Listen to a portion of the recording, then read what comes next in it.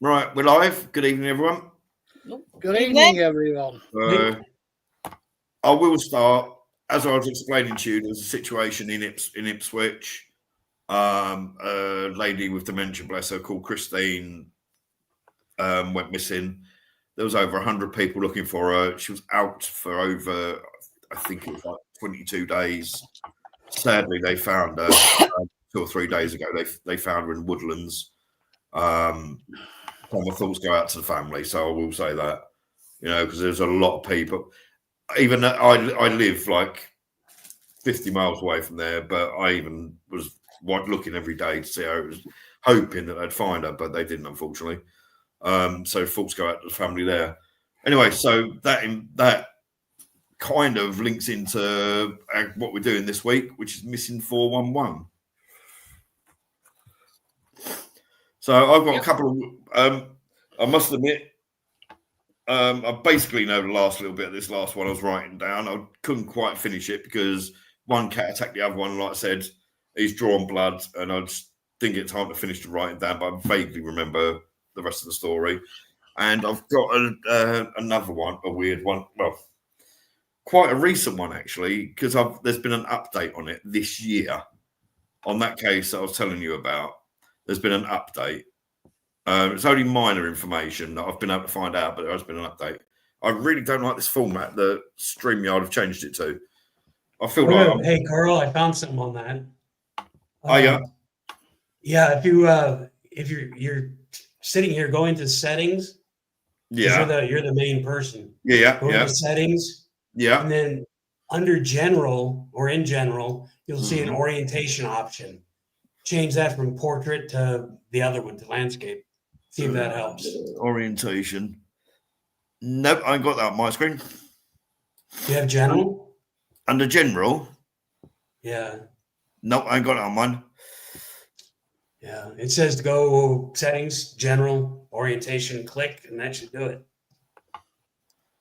General. Is it? No, I literally haven't got it there. So that's weird. Visual effects, that's not it. Audio, no. Camera, no. Yeah, that's what I was just looking at. It's not there of mine either. Camera, audio, visual effects, or hotkeys is all I've got. Carl should have more than we do because he's the starter. He's the master. Yeah. But it's literally not there on mine, Joe. Huh. They'll just have to imagine they're looking at us through a messed up letterbox then. Yeah, I'm afraid so. We're portrait mode, not landscape. So. I've got audio avatar, shift video down from comments, display informative messages, or show resolution. And that's it. That's literally all I've got under general. So anyway. Hi, Joanne. Good evening, Joanne. Right, so Missing 411. Who would like to start this one? Right, it's your topic this week. So yeah, I chose this one. All right. So we've either got the Dale Sterling Mesa Verde case, or we've got the Grandma Robot case. Which one would you prefer? Go with one. Go with the first one. The Dale Sterling case. Right, I'm going to have to get my glasses on for this so I can actually read what I've written. But I'll just be trying to read my notes. Oh. Yeah, I've got some handwritten ones and I've got some on the computer, and then I abandoned them and started a whole new search. It took me, this Verde one, I think, was about 9 pages. And for me, that's not easy because being partially dyslexic, that's a hell of a lot of writing. So I copy and pasted one story which looked really interesting, but when I looked at the copy paste and saw it was 14 pages, I went, nah. Just take the highlights. Right. This is the notebook. This is the Dale Sterling case from Mesa Verde in Colorado. Established 1906 and containing 52,000 acres of land. Hey, Carl. Evening, Carl. Hi. where was I? Oh, yeah, right. Containing 52,000 acres of land, most noted for the native cliff dwellings. Awesome. Like too. balcony Been there house, several times. and another one that's part of the story that I'll mention shortly. Some of the building structures are around 800 years old, but others they estimate to be vastly older than that. Mitchell Dale Stelling on June the 9th, 2013. He was 51 and he lived in Texas, and he was visiting with his wife, his mum, and his dad. He was 6 foot tall, 230 pounds, and Dale was an outdoor type and regularly took the family out hiking and camping. Now, he was the type of person that you could put him in his room, and they'll say, right, go to the kitchen, and he'd have to think what direction it was going. He had literally no sense of direction whatsoever, but he did enjoy trips out with his family. While on vacation, while on vacation with his wife and parents, as they passed through New Mexico, they began to start having trouble with their RV. And as they got a bit closer, they decided to pull into the garage to get it repaired. While the motorhome was being repaired, now they must have been relatively close by this point to Mesa Verde. While the motorhome was being repaired, they decided to make a day trip to Mesa Verde. While there, they'll apparently go through all the roads. You can see all the ancient buildings that have been carved into the rock and things. Well, apparently, while they was there, they had an RV and it was pulling a Maestro, I think it was, or a Mini or something like that. They had hooked up to the back, so I was using that. While they was there, Dale saw the iconic spruce tree house. Now, Evening, Perry. Evening, Perry. Perry. Right, it's only been a week, but I can't remember how to get pictures up. Oh, there we go. Right, so if I bring this up, it's what the hell? It hasn't saved. None of it's saved. Oh, You're joking. I'm looking in the wrong bit. Sorry. Looking in the wrong folder. Right, so here we go. We'll have to polish our professionality if we're going to go fair. There we go. And that's Dale with his wife. And that was taken actually on the day that he went missing. Now, he went to see the spruce house. Where are we? And it's an impressive site. It really is. Right, here we go. Well, it don't automatically come up anymore. It's an impressive site. It really is. That's all carved into the landscape around there. Unfortunately, I couldn't get a better picture than that. Unfortunately. Oh no, it's all right. It shows on the television. Okay, right. Dale's wife and parents were complaining about how hot it was. It was apparently 104 degrees on that day. So they decided where they parked was a small museum, a gift shop, and a ranger station. So they decided they didn't want to go on the long walk in that heat. So they was going to have a look around the museum and the gift shop. But Dale wanted to go and was getting bored. So he wanted to go and have a look at the spruce house. His wife said to him, let me go and buy you some water because it's a hot day. And he went, look, it's literally there. It's less than a quarter of a mile down this path. I can be there. I'll be there in about 10 minutes. I'll have a quick look around. I'll be gone about half hour at the most. The trail that he was on that led to the trail that he was on that led to the dwelling should have taken tops of around 8 to 10 minutes to walk. How close the spruce tree house is, how close to the spruce house tree he was, Dale should have been able to have gone there and back within 30 to 40 minutes at the most. After about 2 hours, Dale had not returned, and his wife and mother got worried. In this time, they'd seen dozens of people taking exactly the same trail and returning, but still no Dale.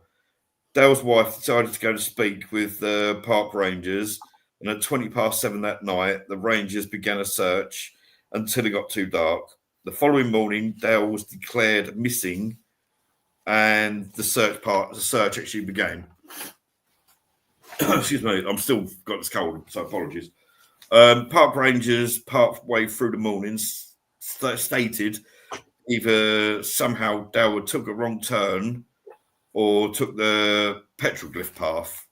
Now, I'll show you an image of the petroglyph path, and Jesus Christ, even in my teenage years, I would not want to walk this.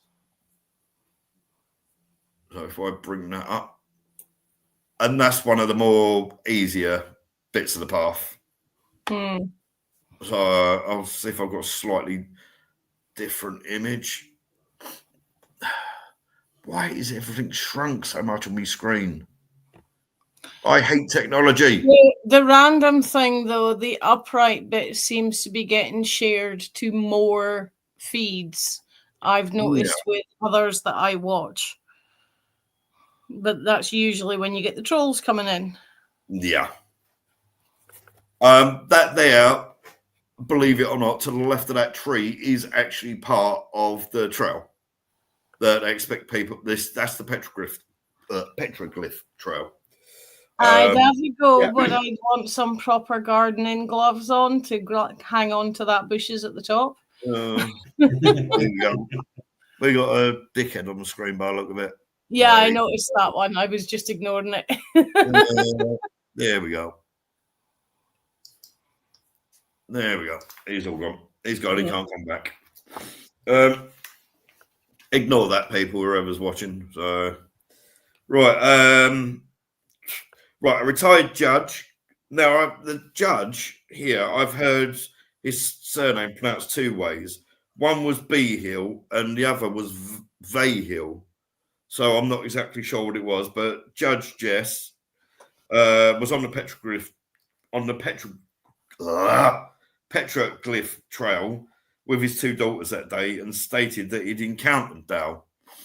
Now, by sheer chance, by the time they got home, it was on the news report. No huge amount of info because nobody knew anything yet.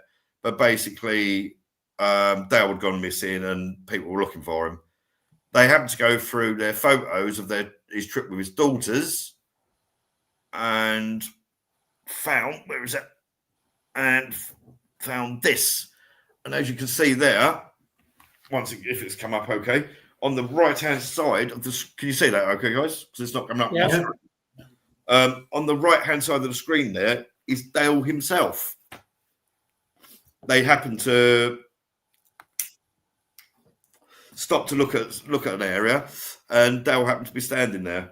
They had a brief conversation, like politely that you would normally do.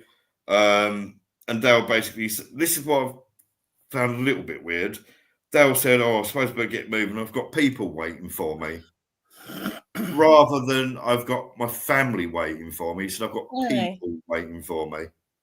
Or like up here, it would be like, "I'd better go. The wife's waiting on me." Yeah. Yeah. Or he said he's got people waiting for him. But from what it turns out, it appears the judge was the last people to have actually seen him. Right. About 20 minutes later, they bumped into him again, slightly further up the trail. And there's an image I've got, it was actually his wife had taken. And this is the very last photo of him taken. There we go. As he was starting to walk down the trail, she called out to him, "Are you sure you don't want to take any water with you?" Or something along the lines, and said, "Smile, I'll take a picture of you." Yeah. And that was the very last image his wife took. When they bumped into him 20 minutes later, apparently he was sat on a log, just looking out at the scenery. Right, not much info. Hang on, I've jumped a page. Sorry, I jumped a page. He was sat there, looking at the scenery, and they said hello again, just politeness that you would do. And he went, "Oh, I suppose I better get going," and carried on up the trail. Right from there, not much info is given other than around 60 people were looking for him for the first 3 days. Search and rescue dogs had, for the first 3 days, search and rescue dogs had Dale scent, but for some reason it just suddenly vanished. Let me take that off. The trail that it was supposed to have gone on, the spruce tree trail is very clear. It's actually paved, got tarmac, that sort of thing down. And as you can see from the other images, it's definitely not. First day of the search, where was we? Right. First day of the search, the Rangers reported getting a partial ping on Dale's phone, and it is reported once the records were checked at 7:30 the following day after he'd left, 7:30 that night, he had tried ringing his voicemail, but had been unable to get through. People regularly get lost in the Mesa Verde, but either resurface or found within a couple of hours, said a public info officer.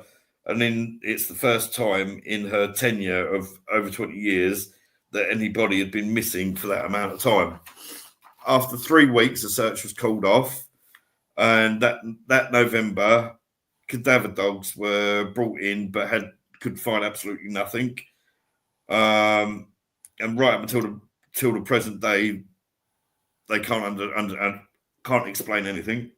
So, because I'm full of this cold and because of me levels the other day, I'm not really with it.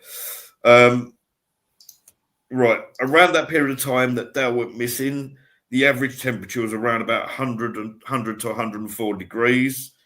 He had no water on him whatsoever, and the search had to keep being halted because of the heat. It was causing bushfires, so they was having to go off and deal with the bushfires.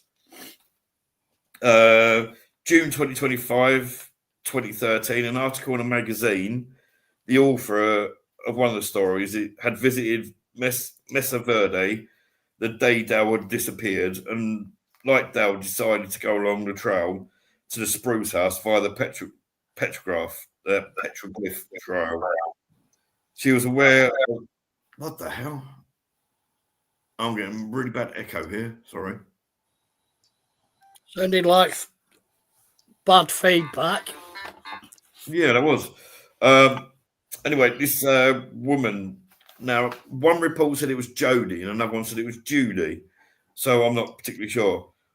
She was aware she'd heard of the case on the news the day before, but at that time, like I said, there's very limited info other than Dale's missing, blah blah blah. So she writes in her article that about an hour walk into the trek, she claims about an hour into her walk, she heard a very weak male voice saying, "I need some help." Jody said she stopped and called out a response several times, but got no reply. With no phone signal in there, Jody turned back and went to tell the chief ranger. The ranger replied, "We thought we'd also heard somebody calling out for help in that exact area yesterday." In 2020, it was widely reported that human remains have been found, and are most likely to be Dale's because they found Dale's social security card and driver's license with the body. And it was over 4 miles. As the crow flies, it was over 4 miles from where he was last seen. Now, from what I can pick up, it seems like mental. From what I can make out, it appears that he'd gone to get where he was going. He'd gone west, then gone north, and then gone to the east, which is where his body was found. It was 4 miles as the crows fly. Now, the petroglyph the petroglyph trail is about 2.5 miles. And to get to where he'd gone, they've estimated we've had to have done over 15 miles to get to where. Like you say, he's no water on an extremely hot day. He's become dehydrated. Yeah. Your mind starts playing tricks with you. Yeah. You get heat, mirages. Mm-hmm. Yeah. Yeah. Well, apparently, when they found the bones, they said because it had been out there so long, the bones are sun bleached and that they wouldn't be able to get a test and DNA test. But because obviously he's got driver's license, security passport, photo of his wife and that in there, they say it is him without doubt. The weird thing is, this is another thing I found slightly weird. The body being found was phoned in by somebody that refused to give their name. The park rangers refused point blank, even with like people asking through the courts to get the information. They've refused to say whether it was male or female that phoned in the information. And the area where Dale's body is illegal for public to be there. Which would explain why they didn't want to give their details on the phone. Yeah. Why is it illegal? Is it a military establishment? No, it's probably protected native land. Yeah, it's protected native land. So they can assume the person that phoned the body in had gone in there to try and find a secret cave or secret building or something. Would explain why they didn't want to be named or anything. Yeah.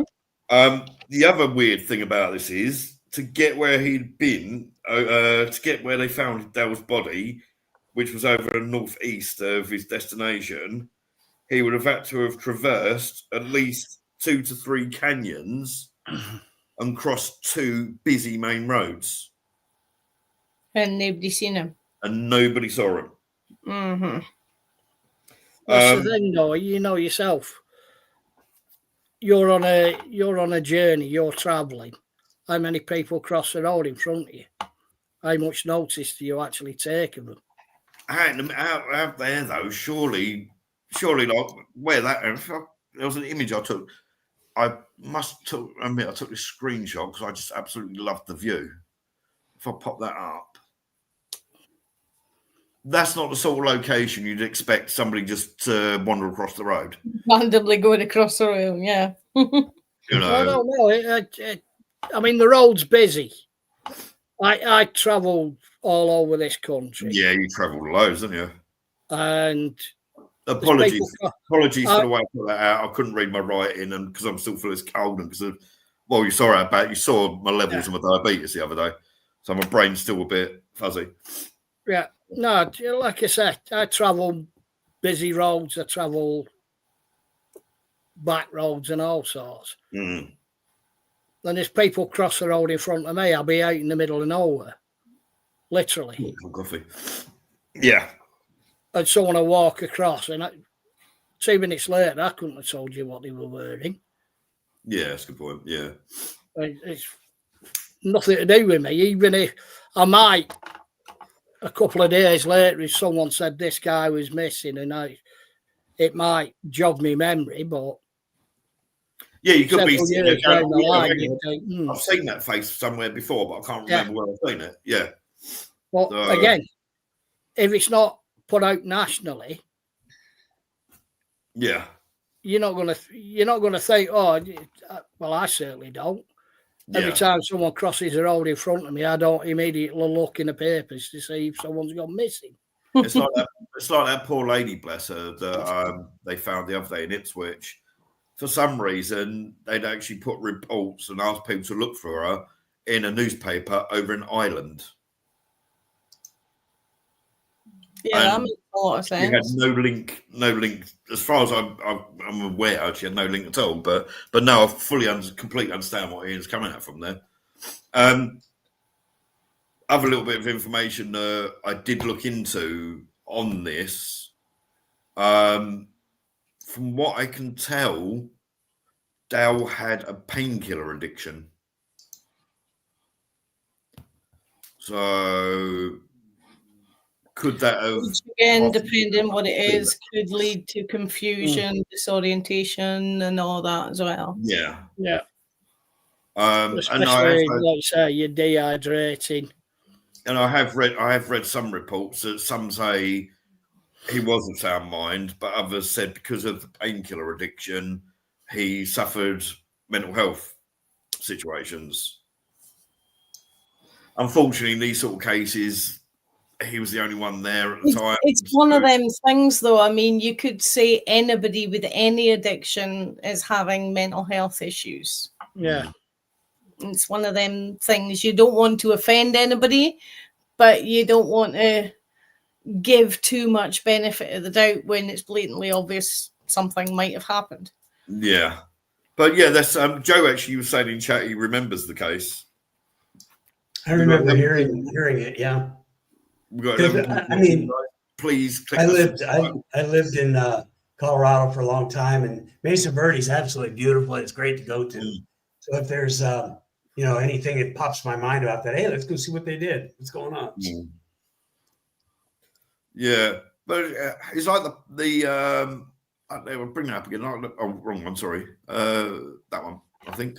Look at that path. That is a trail path for people to walk down.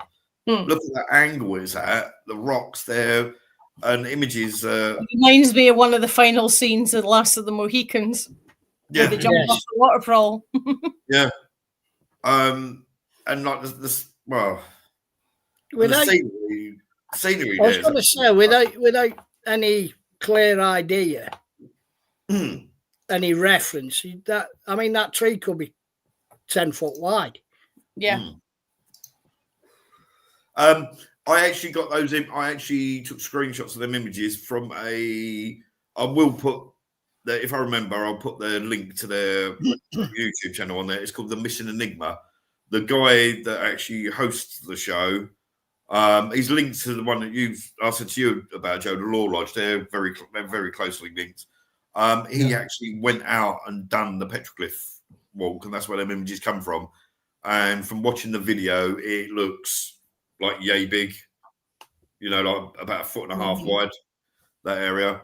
There's jagged rocks there, there's crumbling rocks, and it's not for the faint of heart, I'll put it that way. So, but yeah, it's weekend out. I was going to say, sounds great to me. Looks great.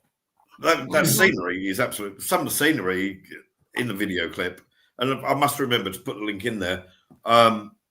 The scenery is absolutely breathtaking, and it is. It's beautiful. As you know, I love doing my astrophotography. I would love to go somewhere like that and do astrophotography. Yeah, definitely, absolutely. We used to go when I was a kid. Before we moved to Alaska, we lived in Colorado, and mom and dad and my brothers and I, we went, and my grandpa and I went, grandma and grandpa and I went. I've been there several times to Mesa Verde. Back in those days, you could walk back to like in the Cliff Palace. You could walk back into the rooms in the back and go explore, crawl around, and can't do any of that now. Well, It's all, you can't go in there. They're afraid to damage it. So, from the video I watched on YouTube, the Mission Enigma's thing about it, or is that the another image of it? Is it? Yeah. Look at that. that's nice. God, yeah, I would be wanting to clamber through every room I could get to. Yes. Yeah, definitely. being small, you can. When I was little, I crawled all the way through all of that stuff, climbed into every place that we could possibly get into. And then you had the little kiva, the ceremonial round pits. They used to have roofs on them. You could like that one right in there in the very front center. Climb down into there and run around. It was great. Oh, I wonder how much the rent is. I'd love to live somewhere like that. But yeah, it's very sad case. They did find him, and you think being stuck out there alone, potentially injured. You don't know. He could have fallen off of a cliff, or because you saw how narrow it was. But he weren't one of these. Apparently, his wife said he wasn't one of these sort of people. If he was walking down a road and couldn't figure where he was going, he wouldn't just turn around and go back to where he started again. He'd go, "Oh, if I carry on going this way, I'll eventually get there." Basically, what do they call it? Pigeon intuition. Man syndrome. Man syndrome. Yeah, pigeon intuition. Oh, if I keep going this way, I'll eventually get there. That's the type of person he was. Hang on. Yeah. Yep. That way. Never ask for directions. Well, that must have been a scary way to go. Yeah. Definitely. I mean, I scream at the GPS.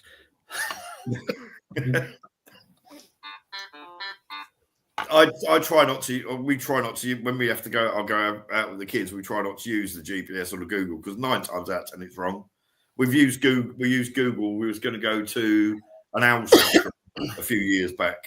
This was like when my mum was still alive. We was going to go to an owl sanctuary, show the kids the owl, show them the eagles and all that. It actually put us 20. The Google Maps put us 25 miles in the wrong direction. So, and it's a very I've long. been arguing with Google Maps for the last 5 weeks. They have added the name of a pub to my home address.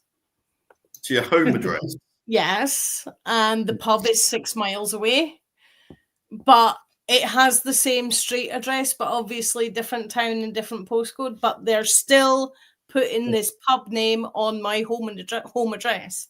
And the last thing I want is some drunken bum turning up because they followed Google Maps. Yeah. For me, brother-in-law, dead now, God rest him, but he had one of the first GPSs and turned up for a meeting at a factory that he was going to. And when he got there was nothing but fields. Yeah. So he rang the guy and says, where are you? He says, I'm at the postcode. He said, there's nothing here, but he said, oh no, you're the wrong side of the town. It's the same postcode, but it's the wrong side of the town. So we gave him proper directions. Yeah, Google Maps is still no better. So, but yeah, that's the case. Dale's case. It's interesting.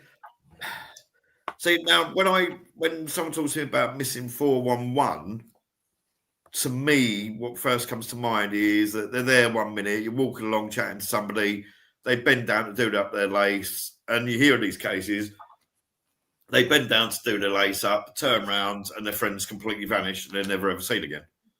Yeah.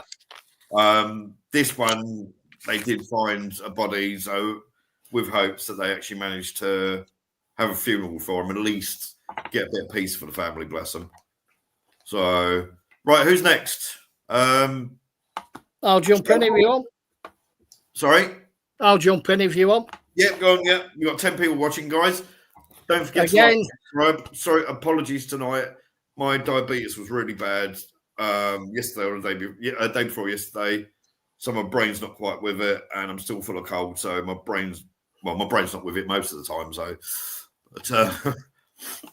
we'll go with Ian.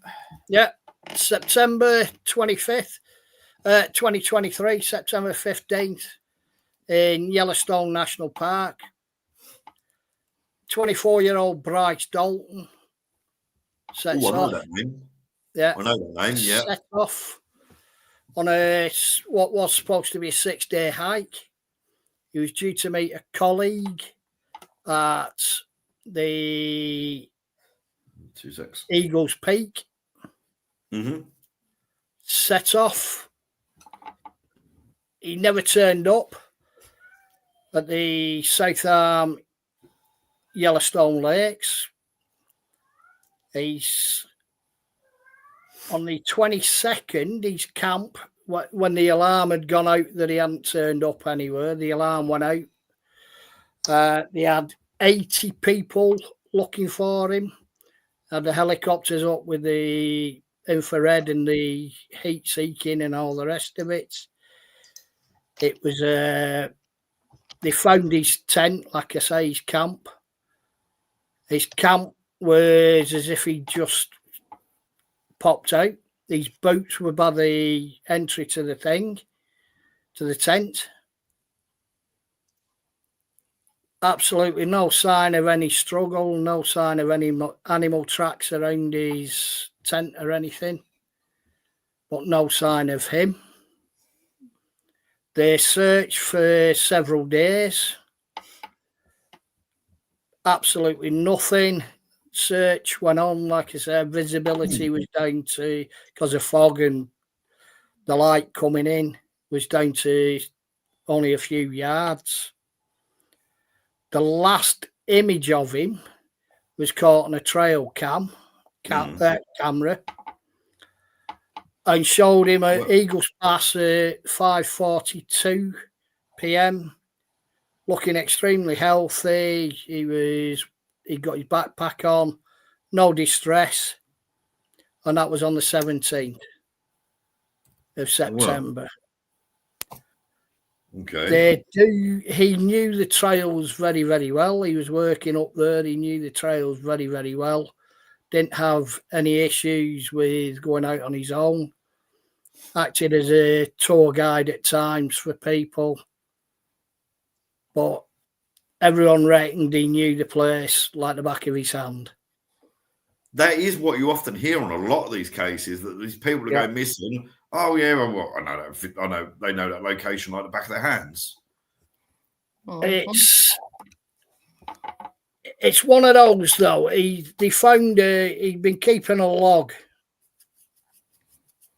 on his notebook of where he was going and everything and what he was doing. The last entry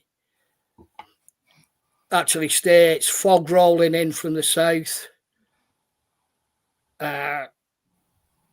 Trail vanished again, but compass steady, I believe. Interesting. The thing is, where he was walking up that area, Yellowstone National Park, is,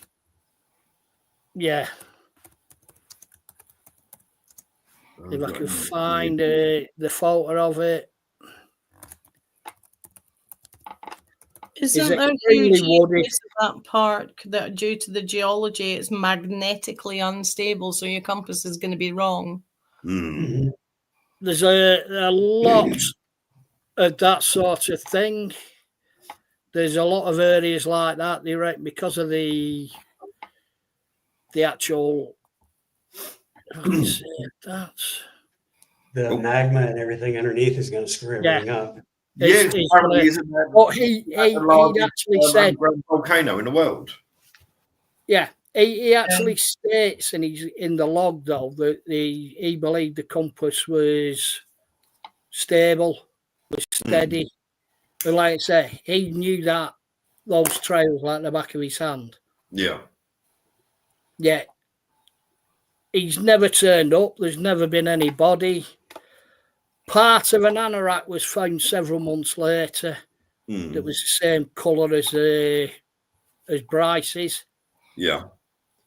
The only problem they had with it was that the anorak itself, the piece, was covered in seeds and plant material that was from several thousand feet further up the mountain. No. And was not from nowhere near where it was. He was believed to be his camp or anything.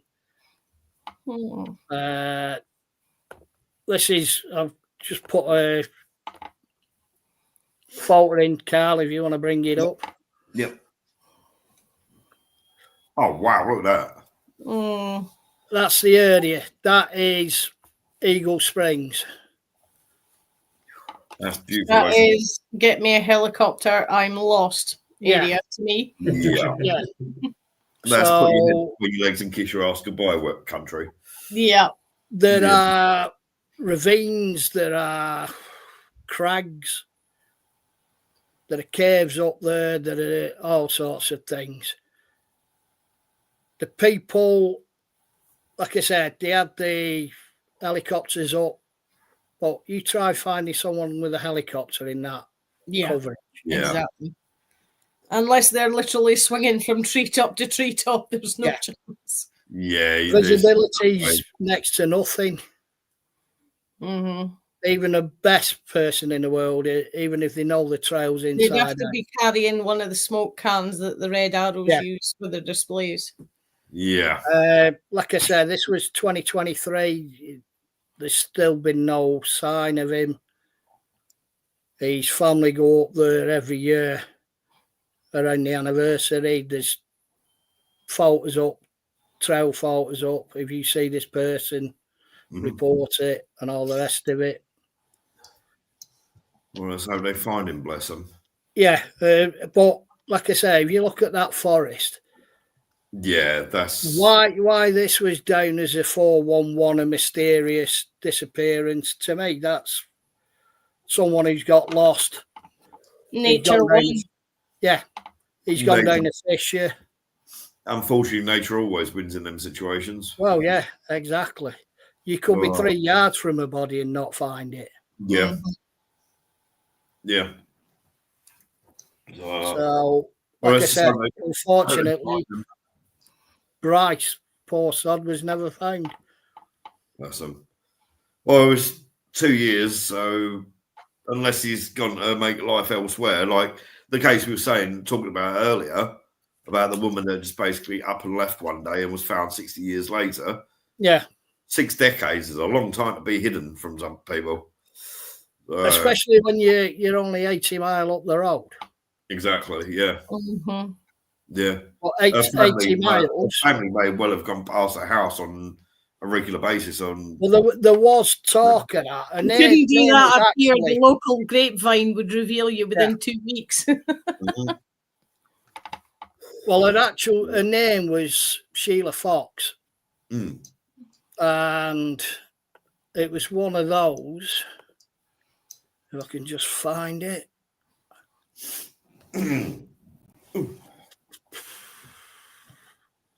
Oh, is this the one you showed is this the one you showed the picture of last week? The woman with the bob haircut? Yeah. Yeah.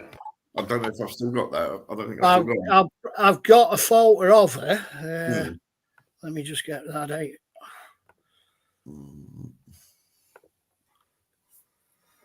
Where's it gone there? Oh, no, well, let me change it. That should be there. There we go.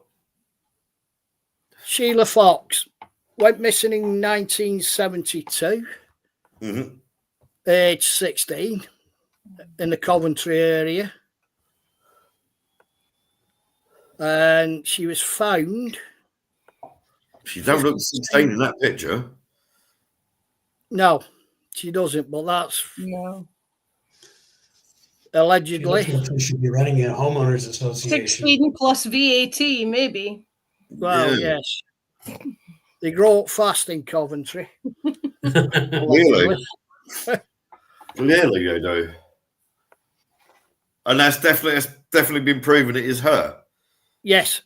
Oh, interesting. The police actually, something to do with a cold case appeal. Oh, okay.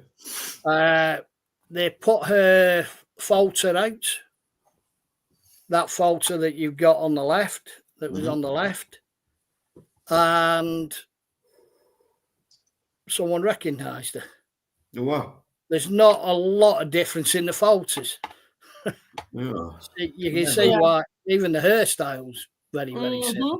Yeah.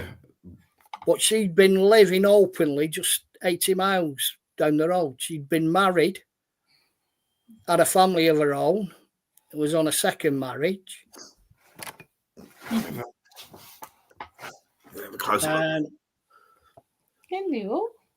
Oh, Christ, yeah, you can definitely see that's the same person, can't you? Yeah. Blimey. This was... I'm going to shut the window now, she's come in. Right. She appeared to have had a conventional childhood in the city at one point, anglicising the spelling of her name. Originally, her family's from Ireland. When she was Sheila, she changed it to Sheila in a bit to blend in with her English classmates. Yeah. She was apparently intending to leave school at 16. Instead, she left Coventry altogether and her family abruptly in March. If she was Sheila, wouldn't she be Australian instead? Weren't they Sheilas down there? Trust you, Joe. According to a cousin, the family story was that she had run off with the insurance man as a man from the Peru. Short No, for the it's Peru not- Council. Not being funny, I remember in the 70s and the 80s the amount of times I heard that. Even my own mother used to say that to me father. Yeah, I'm going to work it with a used, man it from used the to be a used to be a saying. The Yeah, man from the Peru. yeah. You got to pay your bills somehow, haven't you? I suppose. Oh yeah, yeah. That's definitely weird. Right. Yeah. Who wants to go next, Joe or Lynn? Joe? All right. I've got one Okay. that's Joe spending that's time near in and Alaska. dear. So there'll be loads of stories from there. Yeah, I've only got one from Alaska. This one's near and dear. The year after we moved there, my family moved up, and the whole family. Dad went up a year earlier, 9 months earlier, and we went up in 1977, September of, and that's what started that wonderful time of my life up there in Alaska. But a year later, there was a story of a boy and a sister that were gone. So Scott Curtis Vandell was his name. He was 13 years old. He vanished alongside his 8-year-old half sister, Amy. And that was the talk of the town there for a while. Everybody was out looking for Scott and Amy. I remember hearing about it. I remember helping out wherever we could, that kind of thing. I was 14 at the time, and he was 13. So we all went.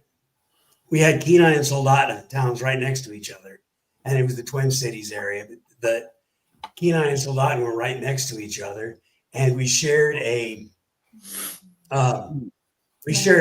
junior high, and we shared a high school for quite a while until I was going into 10th grade. So as a sophomore in high school in America. So I did 7th, 8th, and 9th grade in the middle school with kids from Soldotna. So I knew who this kid was. We weren't in the same group. We weren't in the same thing. I knew who he was, though. Yeah. And I'm sure we talked. And we knew the same people, things like that. Then when I went into 9th grade, just the kids from Kenai were in that high school, and they had built a brand new high school over in Soldotna. And Soldotna was, they had their own stuff. We were all really close. We were all still good friends, et cetera, et cetera. Here's putting up a picture of Amy and Scott. Yep. So on September 4th. Yes, I've seen them faces, yeah. They went missing from their little cabin in Sterling, which is just outside of Soldotna. It's one of the oldest unsolved child abductions or missing cases. It's puzzled investigated for nearly 47 years. No bodies, no suspects, no conclusive evidence was ever found. Of course, the disappearance involved volunteers, the police, the dogs, the helicopters, everybody, mountain rescue, everybody was trying to get this worked out. So he was Scott Curtis Vandell, born January 23rd, 1965. He would be 60 years old as of this month. He was 4'11", 74 pounds. He was a Caucasian male with brown hair and blue eyes, last seen wearing striped t-shirt and jeans. They lived with their mom, Margaret Vandell, in a small 2-bedroom cabin off Scout Lake Loop Road, which is just south of Sterling on the way to Ski Lake. And that is an image of Sterling, Alaska there, guys. Yep. Anyone that's watching. Yeah, the 9 people that are watching, don't forget to subscribe and like. We don't normally have these many problems. Their parents were divorced. The father, Roger, had moved to Arizona months earlier. The evening in question, Margaret and her sister, Aunt Kathy, took the children to Good Times Charlie's, which is a local bar restaurant. About 10 p.m., they dropped Scott and Amy back off at their home before returning to the bar. You know, back in those days, we all stayed at home alone. It was no big deal, really. Yeah. So they dropped Scott and Amy off at the house before returning to the bar. When the women came back around 2 a.m., the cabin lights were off, which was unusual because both Scott and Amy were afraid of the dark. They had to have a light on someplace. So they wouldn't have turned the light off. No. There was a pot of warm water on the stove next to an open can of tomato sauce and a package of macaroni, indicating that Scott had likely prepared a snack, but was interrupted. The children were not in bed, and their coats and shoes were missing. suggesting that they may have left voluntarily or been taken quickly. Margaret initially assumed that they were at the nearby Lupton family home, who were close friends, but they weren't there. Police weren't called until the next day when the siblings missed school. So they weren't at school. People are asking for them and stuff. Nobody knows. Yeah. So, evidence of the scene. A handful of spent bullet casings were found outside the cabin, which might or might not mean anything. We had spent bullet casings outside of our house. So it was like, you step outside and go shoot the targets. There's nobody around you. So, but their connection to the case is unclear, possibly from unrelated target practice, which was common in the area, it says. No sign of forced entry or struggle inside. The cabin later burned down years after. The exact date is unclear, and Margaret's residency was unknown. Supposedly, she moved back to the lower 48. She was in Ohio, Iowa, someplace like that, is what the story says. For over 100 volunteers combing the woods, no footprints, clothing, or remains have ever surfaced. A 1984 tip led investigators to Haines, Alaska, then Page, Arizona, where family reported having children matching the descriptions, but it was a dead end. In 1980, remains in Mendocino County, California, were briefly linked, but DNA proved they belonged to other missing kids. Another unsolved case. So two carnival workers from the Alaska State Fair were seen speeding away in a black sedan near the cabin that night. They claimed they were just retrieving paychecks and passing by after the kids vanished. No charge was brought against them. Early suspicions of Roger Fandel or Margaret, the dad and the mom, due to mom's drinking and long work hours as a waitress. The suspicion was there, but they were cleared. They thought maybe an animal attack, bears and moose in the area, of course, runaways, links to local serial offenders. Nothing was substantiated.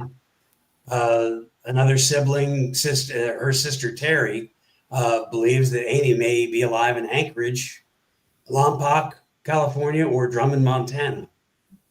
Probably family members there. But Scott was likely killed soon after, is what they're thinking.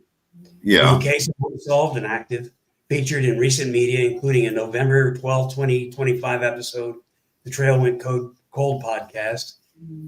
Age progression photos show Scott at 51, and I had that, but it's not in my queue. I've just literally just found them. Okay. That's why I was listening to what you were saying. I was looking for that specific thing. So here we go. My TV's running a little bit behind, but that's oh, hang on. It'd help if I clicked add, wouldn't it? Really? There we go. Yeah. So there's a slightly better image of what they. This one's slightly better. We put this one up. Do that, and do that. There we go. Yeah. That's their age progression is what they think they look like now. But yeah, it's just it was one of those really weird cases. That's the only missing person thing I've ever had anything close to. And it was right there in Kenai until Lawton, Alaska, of all places. Yeah. So the thing is, though, it's like with the image I briefly put up of Alaska. Let me bring that back up again. I know, like where they were, it doesn't look like this, but like, it's just like the first random Google image I've got of Alaska, the first one that was on the page. That is a world of hurt. If you're out there and you're injured, or even if you wanted to do someone wrong, In the summertime, that's all wet and boggy. Yeah. So walking through that's going to be very, very difficult. Kind of like in Scotland, northern Scotland, when you're walking around on the flatlands. Not in the Highlands so much, but yeah, when you're in that area, this year is about sea level, but you've got a lot of bog, a lot of squishy ground, and you start getting wet. And when nighttime hits, summertime it's much better, but if it's cooler in the fall or in the early spring, hypothermia can set in, all sorts of bad things. Yeah.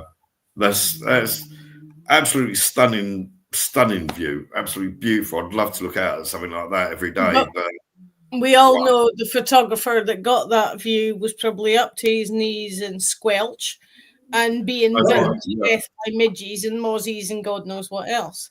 Yeah. And they've never been found. They've never been found. No.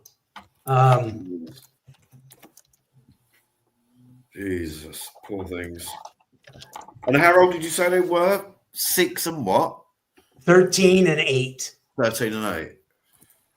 Yeah. From while you've been talking, I was looking for them images of those, and that's obviously like Google Image. I've got that off for, so sometimes Google Image is useful.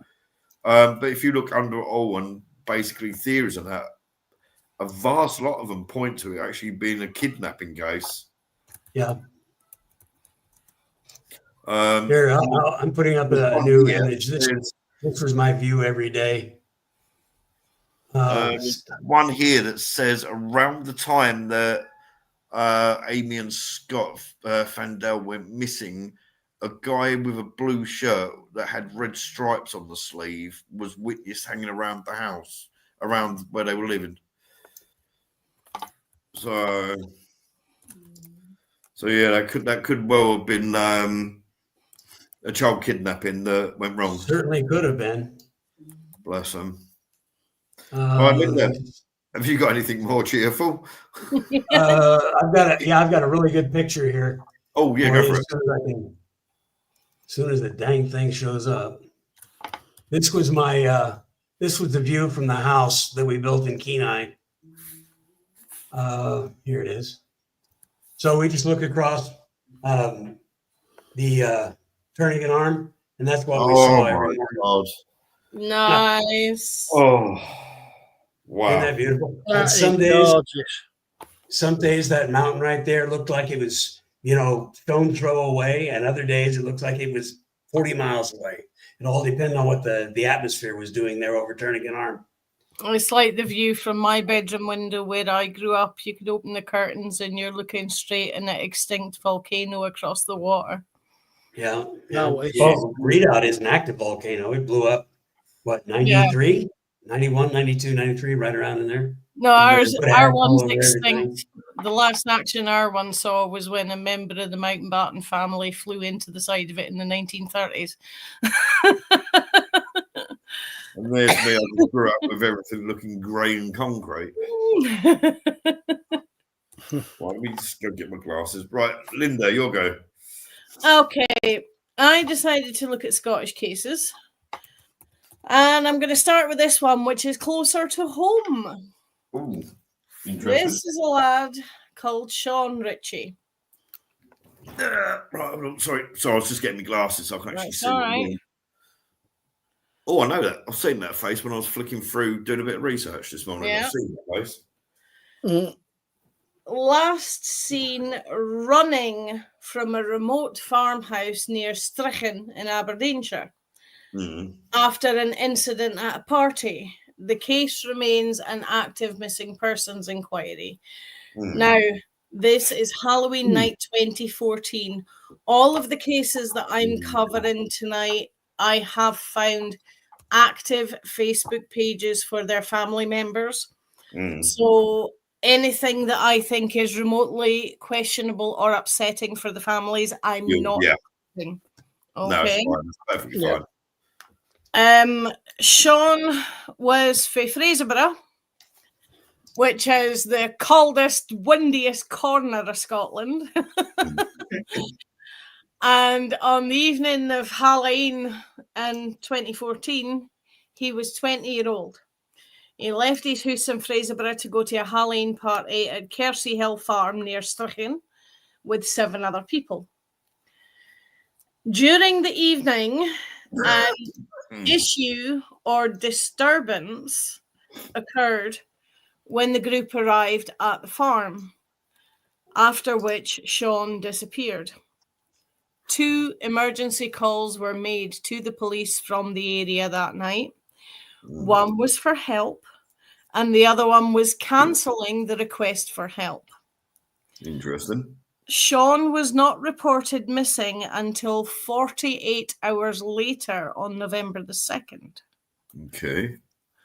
An extensive search involving hundreds of officers and specialist teams was conducted, leading to the recovery of some of his clothing.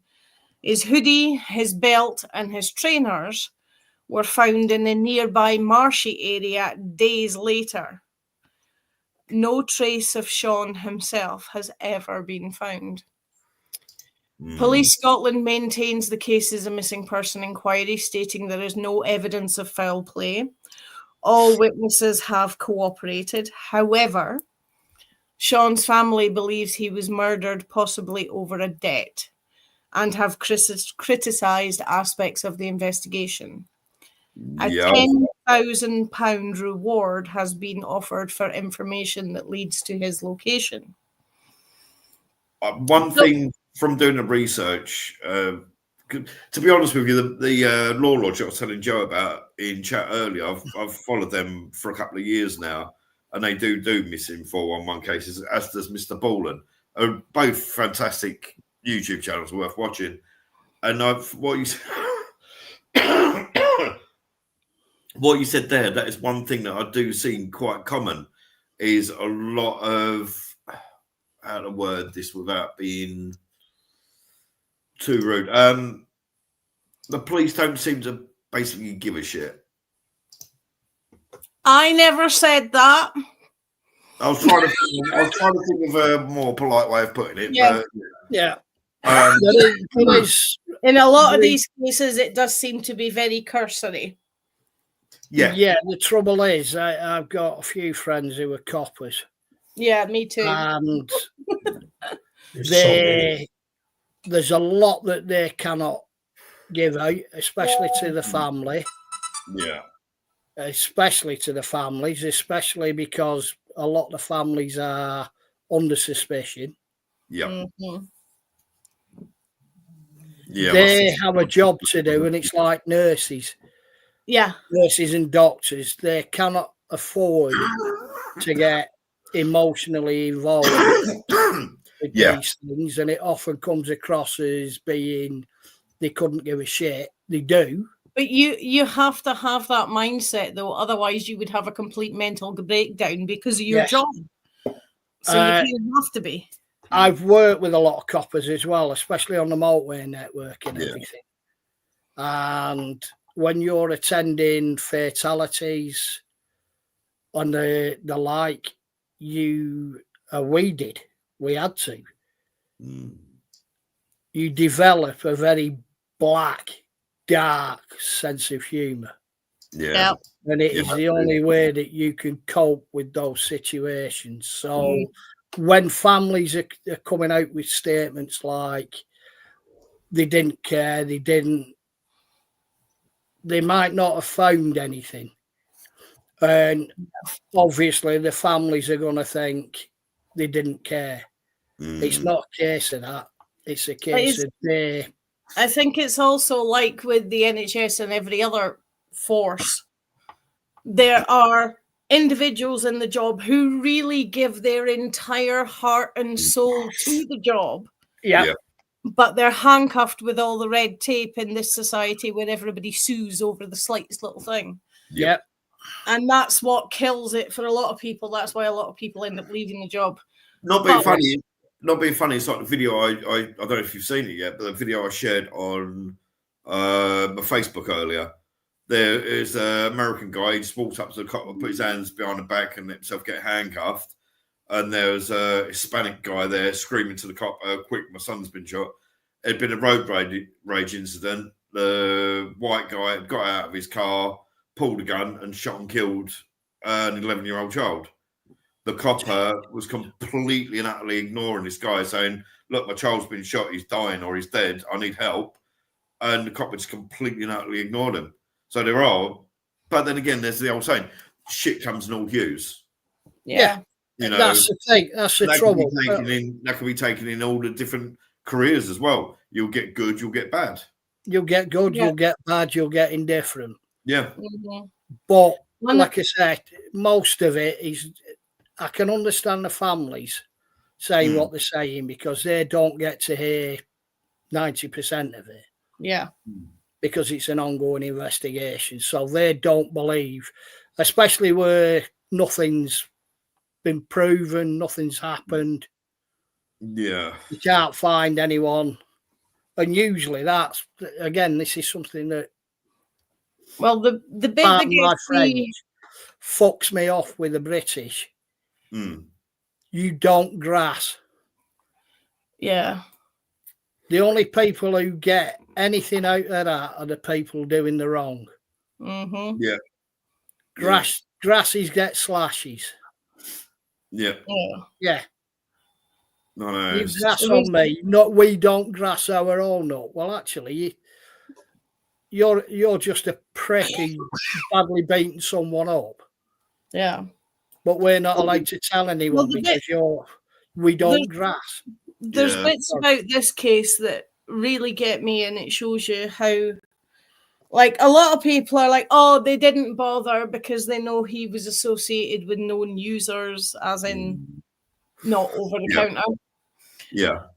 And then you see another bit where it's like they've used expert soil analysis to try and see if there are bits and pieces of him in various fields. Yeah. Yeah. That's I'm sorry, but that just doesn't come under they're not bothering. Yeah. That's them going to microscopic levels to see if they can find what's happened to him.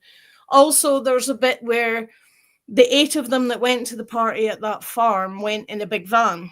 And some of the folk on the socials are like, oh, but they didn't go of their own accord. I'm like, sorry? What? Who's driving a van that has a capability to persuade 8 guys 20-year-old in against their own accord? Yeah. No.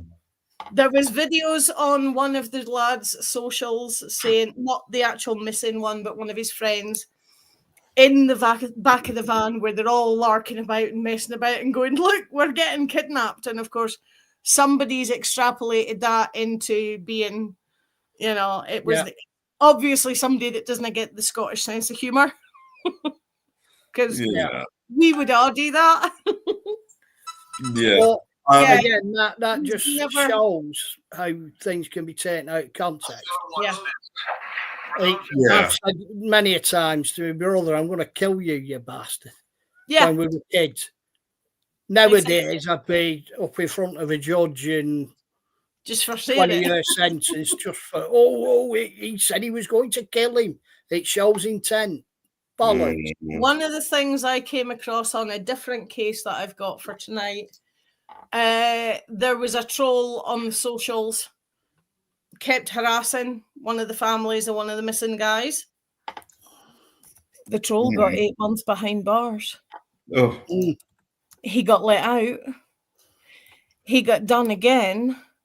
He was only in a month this time and let off for good behaviour. But the only reason he had good behaviour was he wound up on the same cell block as some of the missing guys' friends. Oh, dear. So the month he was in there, he was in the hospital block. Yeah. With the situation that's like on every Facebook account, every YouTube account, TikTok account, and all that with the boats and things. At the moment, there was a case about 2.5-3 months ago. One of these. My cat's looking for who's meowing. That's my Deaky. He's locked. I've locked him away because for some reason he's really turned aggressive. I've actually got holes in my leg where he sunk his teeth into me the other day. I literally walked in to go to the toilet, didn't speak to him or anything. He just attacked me and sunk his teeth into my leg for no reason whatsoever. It's getting really bad. So it's probably him that she can hear. Yeah. But no, there's like these shall we say sailors, for want of a better word, that are visiting. There was one that had done certain unmentionables to an 11-year-old child, and he got paid compensation because he didn't go to prison. He got put on a tag after what he'd done to an 11-year-old child. He got put on a tag. He He got put on a tag and then got given compensation because the tag made him depressed. Hmm. How to cure his depression. And there was another one that had done something similar to a little girl aged 8. He went inside, done however long it was. He was doing a bit of porridge. He came out, and the following day he done the same, but this time he murdered the child.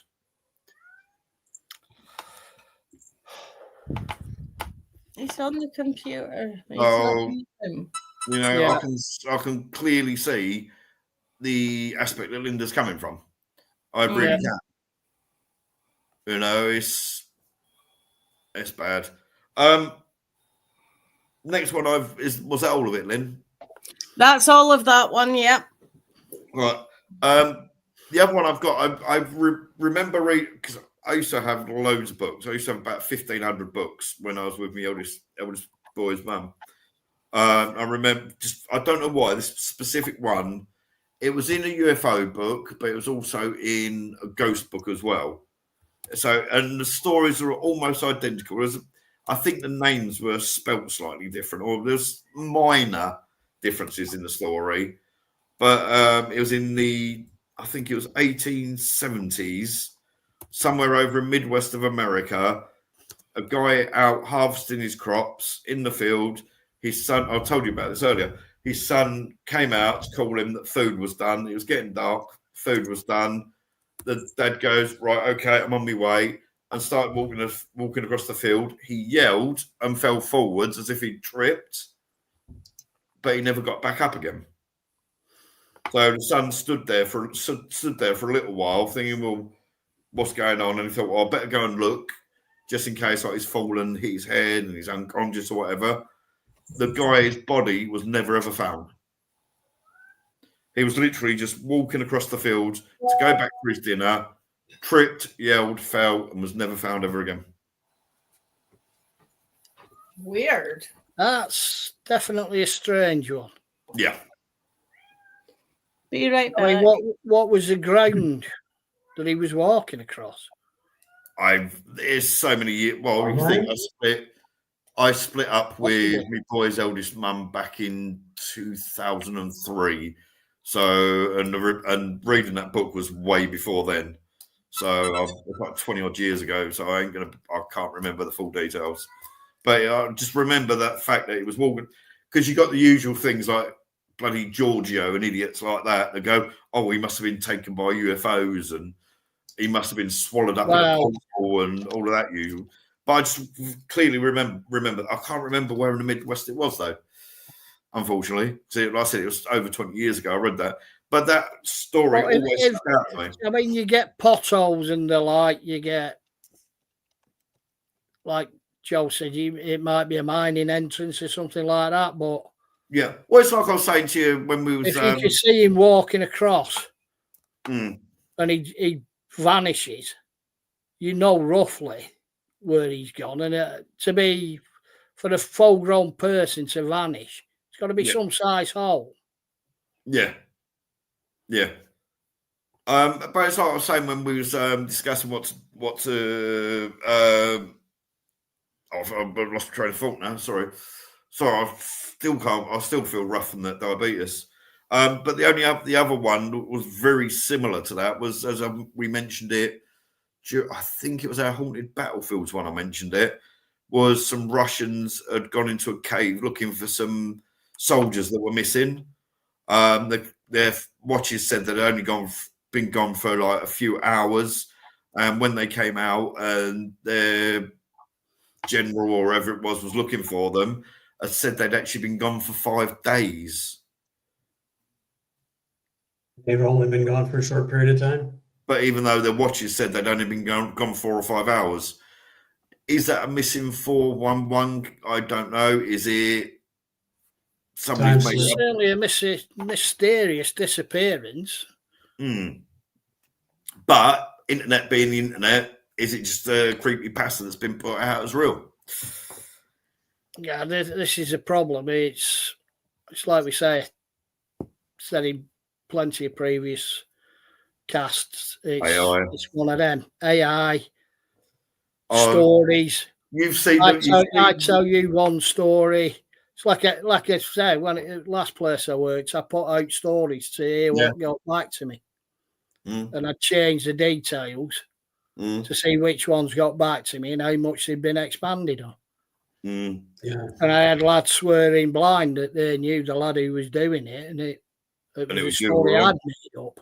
Yeah, but you've seen with like we will have to approach AI at some point on one of these. But it's like you've seen some of the videos I've posted over the last few days. Yeah, it's got to the point now that Christian groups are doing AI video clips of Jesus in the clouds with audio that has been I've heard thousands of times on TikTok of people screaming and saying, "Oh wow, it's the exact same audio." Somebody needs to do the opposite to counteract it. Yeah, Lucifer. I'm actually in the process of I'm actually in the process of having a row with a Christian at the moment on one of these. Why doesn't that surprise me? Yeah, surprise. I know it's not like me. You know why? It doesn't happen often. No. Only when there's a Y in the D. Yes. But no, they're arguing with me that rainbows are not sunlight coming through rain particles causing a rainbow, and they're trying to tell me that you can see a rainbow from both sides because God created it. Oh, for God's sake. Sorry. And because I don't believe that, they say, you mean they're not unicorn farts? You clearly need Jesus in your life. Just show them the cover of Pink Floyd, for goodness sake. They're visible from both sides if you can have the sun behind you at both sides. Yes. Anyway, over to Joe again. Sure. I've got one. I'm just grabbing one more picture here real quick, just for the heck of it. And I will get right on this. Oh, she finally commented with me, Yeshua, come into your hardened heart. Yeshua bless you for Thanksgiving. Well, I'm American. I'm not American, so I don't celebrate Thanksgiving for a start. We're doing it tomorrow. Yes. Going over to Colette's house. We're having 6 of us over. We're having beef bourguignon. Maybe we should do Thanksgiving on the 4th of July because they finally left. Well, yeah. If Scotland ever gets independence, there will be. And Joe, on both sides of the border. Definitely. It depends who's going to have the biggest party. Joe, at this party, make sure you wear a crash helmet this time. Yes. Yes. Not Yes. like last time. Well, we're just eating. We're not drinking, except wine. At least the bump cap. I won't be drinking like I did that night. My favorite bartender isn't there anyway. So let's see. This one here is a case I've seen it pop up on the missing people's shows 3 or 4 times now over the years. It's about a young lad named Andrew Gosden. He's from Doncaster, and he vanished without a trace on September 14th in 2007. Okay. He boarded a train to London, and after a couple of CCTV shots, nobody knows where he went. So he would be 32 years old this month. His case remains one of the UK's most baffling missing persons investigations, with no confirmed sightings or evidence of his fate after leaving King's Cross. Despite extensive searches and media appeals to technological advances, the mystery still endures, leaving his family in limbo. So Andrew Paul Gosden, July 10th, 1993, he'd be 32 as of this month, as I said. He disappeared September 14th, 2007. He was 14 at the time. Last confirmed, London. He's 5 foot. It makes me wonder why he was on the train on his own. They talk about that in here a little bit, and I've got a couple ideas myself. So, but who knows? He was 5 foot tall. He looked a little bit younger. He looked like he was about 12 or so. Light brown hair, blue eyes, wore strong prescription glasses. deaf in his left ear, distinctive double ridge on his right ear lobe, and last seen in a Slipknot t-shirt, black jeans, trainers, and carrying a black canvas satchel with metal band patches on them. He skipped school, withdrew 200 pounds out of the bank, bought a one-way ticket to London, which would be about $200 now from Doncaster. Yeah, probably now. Anyway. Last CCTV was at 11:25 a.m. exiting King's Cross. The case is active, high risk. The teen is high risk, and nobody's seen anything. So let me put up some of these photos I have. For show. Let's see. Here's. My glasses ain't strong enough anymore. See, that tells you my brain wasn't paying attention there, because that sounded like my glasses aren't eating strong enough anymore. Oh, I have seen that image before. Yep. Yeah. The name didn't ring a bell, but I do recognise that image. What's this one? Yes. Okay. I'm just, I've got a bit of a delay on my television. Yeah, there always is like a 6-7 second delay from here to the TV.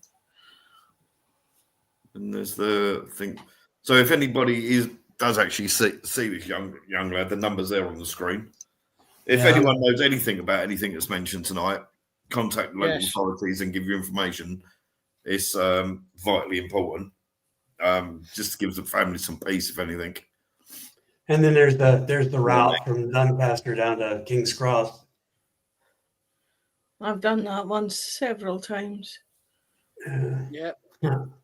But yeah, it's like, so here it is. Andrew grew up in the quiet suburb of Balby in Doncaster with his parents, Glenda and Kevin, his older sister Charlotte. He was described as a home bird, stayed at home as often as he could, nice and comfortable there. That's like me. Nicknamed Roo after Winnie the Pooh. He was shy, mature, beyond his years, and preferred his own company. He had a small circle of like-minded friends at school, but rarely socialized outside of school. There were no reports of bullying, depression, no family issues. A gifted student in Macaulay Catholic High School with perfect attendance. He excelled in maths. He was part of the Young and Gifted Talented program, attending a summer course at Lancaster University, left him inspired to take on more challenges. His passions included video games, of course. He carried a PlayStation Portable with him, and he loved heavy metal bands like Slipknot. He wasn't streetwise at all. He was absent-minded and had lost multiple mobile phones, opting out of a replacement in favor of a new Xbox. The family was close to any runaways.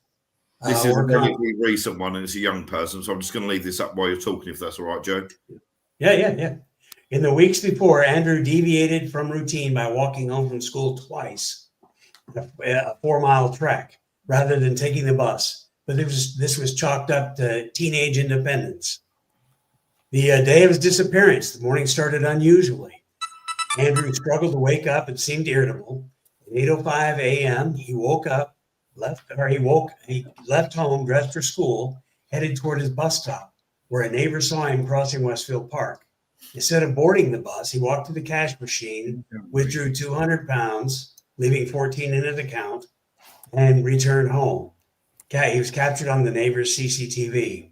There he changed into casual clothes, packed his satchel with his PSP, wallet, keys, and Oyster card, which was unused, placed his school uniform in the washing machine, and left his blazer on a chair.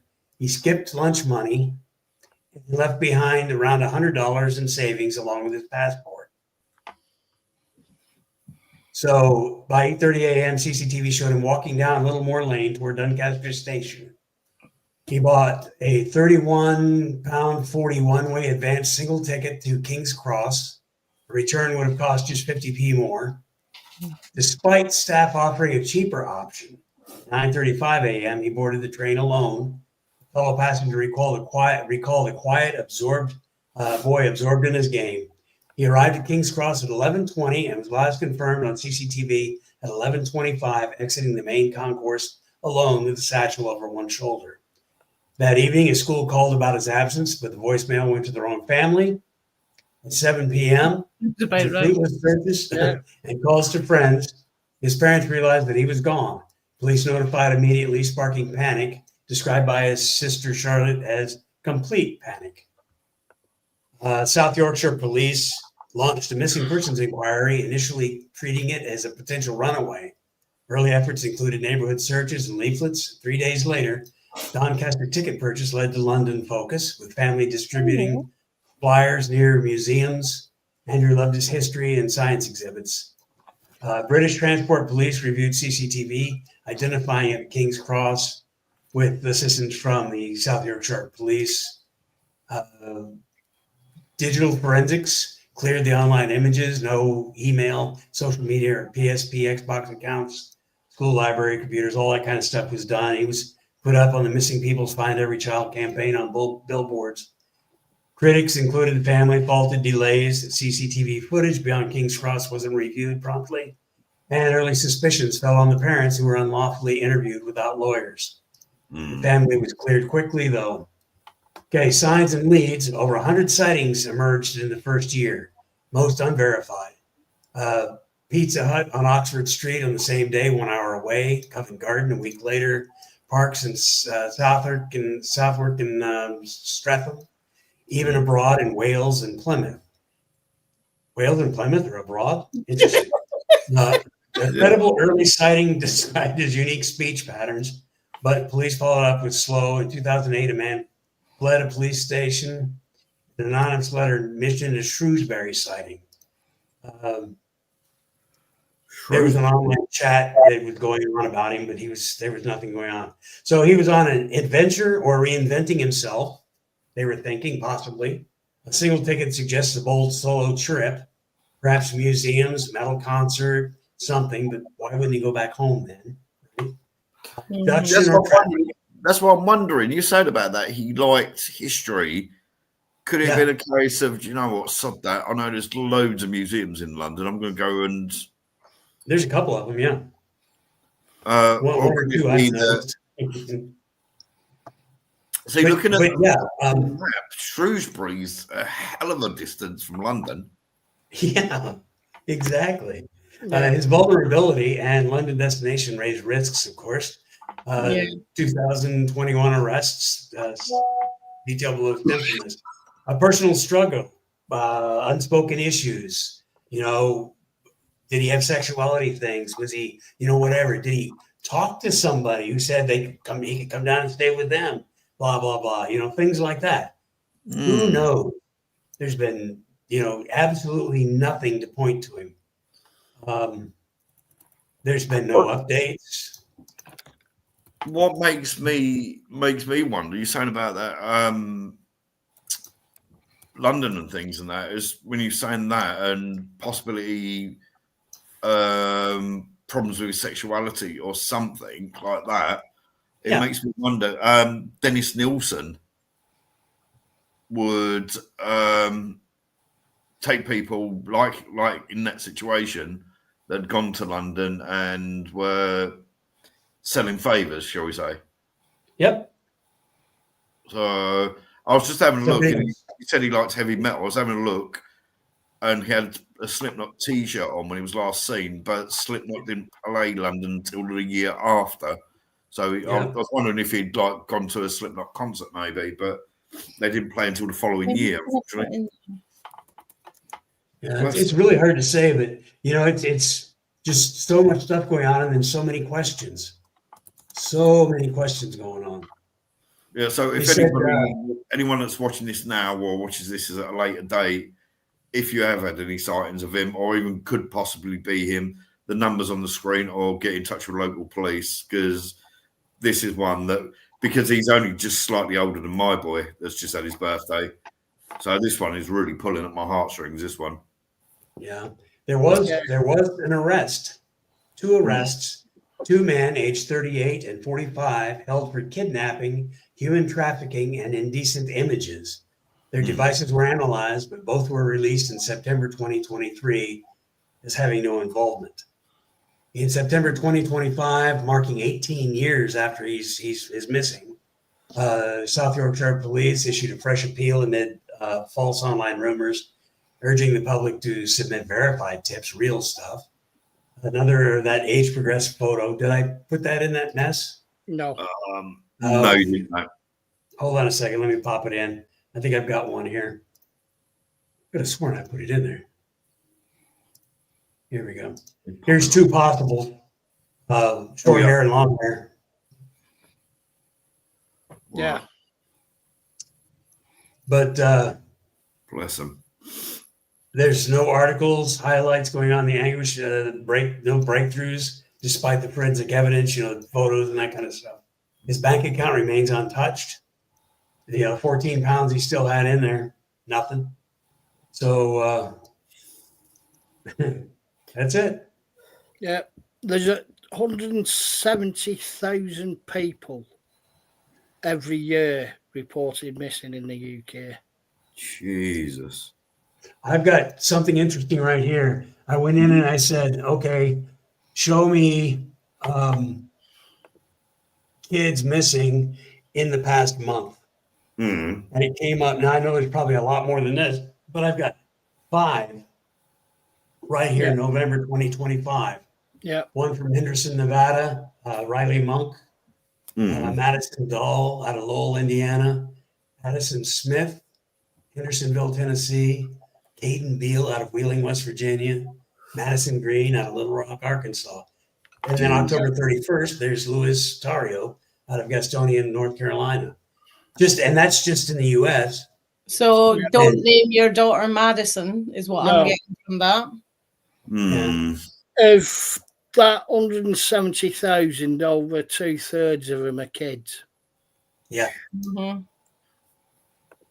It's absolutely horrible. Fucking frightening. It equates to a missing person every 90 seconds. Yep. I'm just having a quick look here on Google. As you know, I'm in Essex.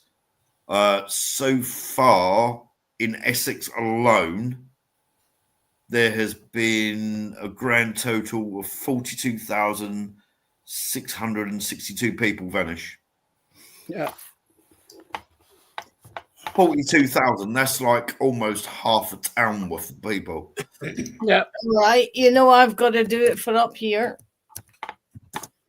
Wow. That's mind-boggling, really. That's really like being a dad, and like my son just having his 12th birthday, and this boy was only a couple of years older. That's really, really got to me. That one has, unfortunately. Bless him. But I'll really take it off. But if anyone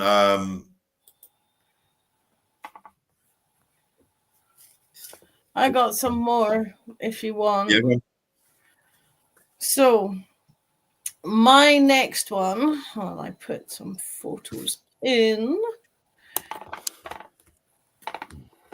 Did I? No, it's just one photo I've put down.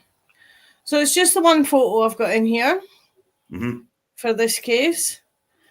This is Kenneth George Jones. Oh, I know that name. In my studies. Detectives in Fife are carrying out a reinvestigation into the circumstances surrounding his disappearance in 1998. He was last seen aged 18 around 10:30 p.m. on Monday, the 2nd of November 1998, in the Ancram Court area of Glenrothes, basically leaving his house. Yeah. His family discovered he was missing the following morning and have not had any contact from him since. Extensive inquiries have been carried out to try and trace him, with no confirmed sightings. By now, he would be 44 years old. He's white, 6'2", with short dark brown hair when last seen. He was wearing a black leather zip-up jacket, black jeans, and yellow and green trainers, The photo on the right is the age-progressed version of how they think he would look now. Mm. November the 8th, 1998, police dog searches and the first potential sighting. Police using specially trained dogs carried out a detailed search of the area, including Riverside Park and the River Leven Valley. At around 9 p.m. that day, a man partially matching Kenneth's description was seen hitching a lift on the New Inn roundabout to Falkland Road. November 11th, 1998.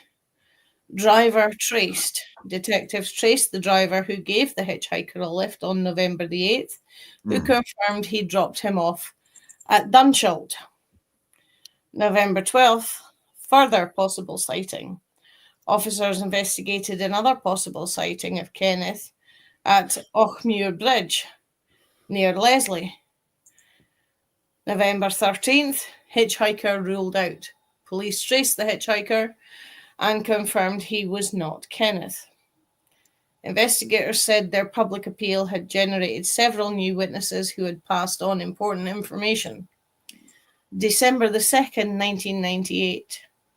A shopkeeper reported seeing a man matching Kenneth's description sleeping rough in the woods at a makeshift encampment in Giffordtown, near Ladybank.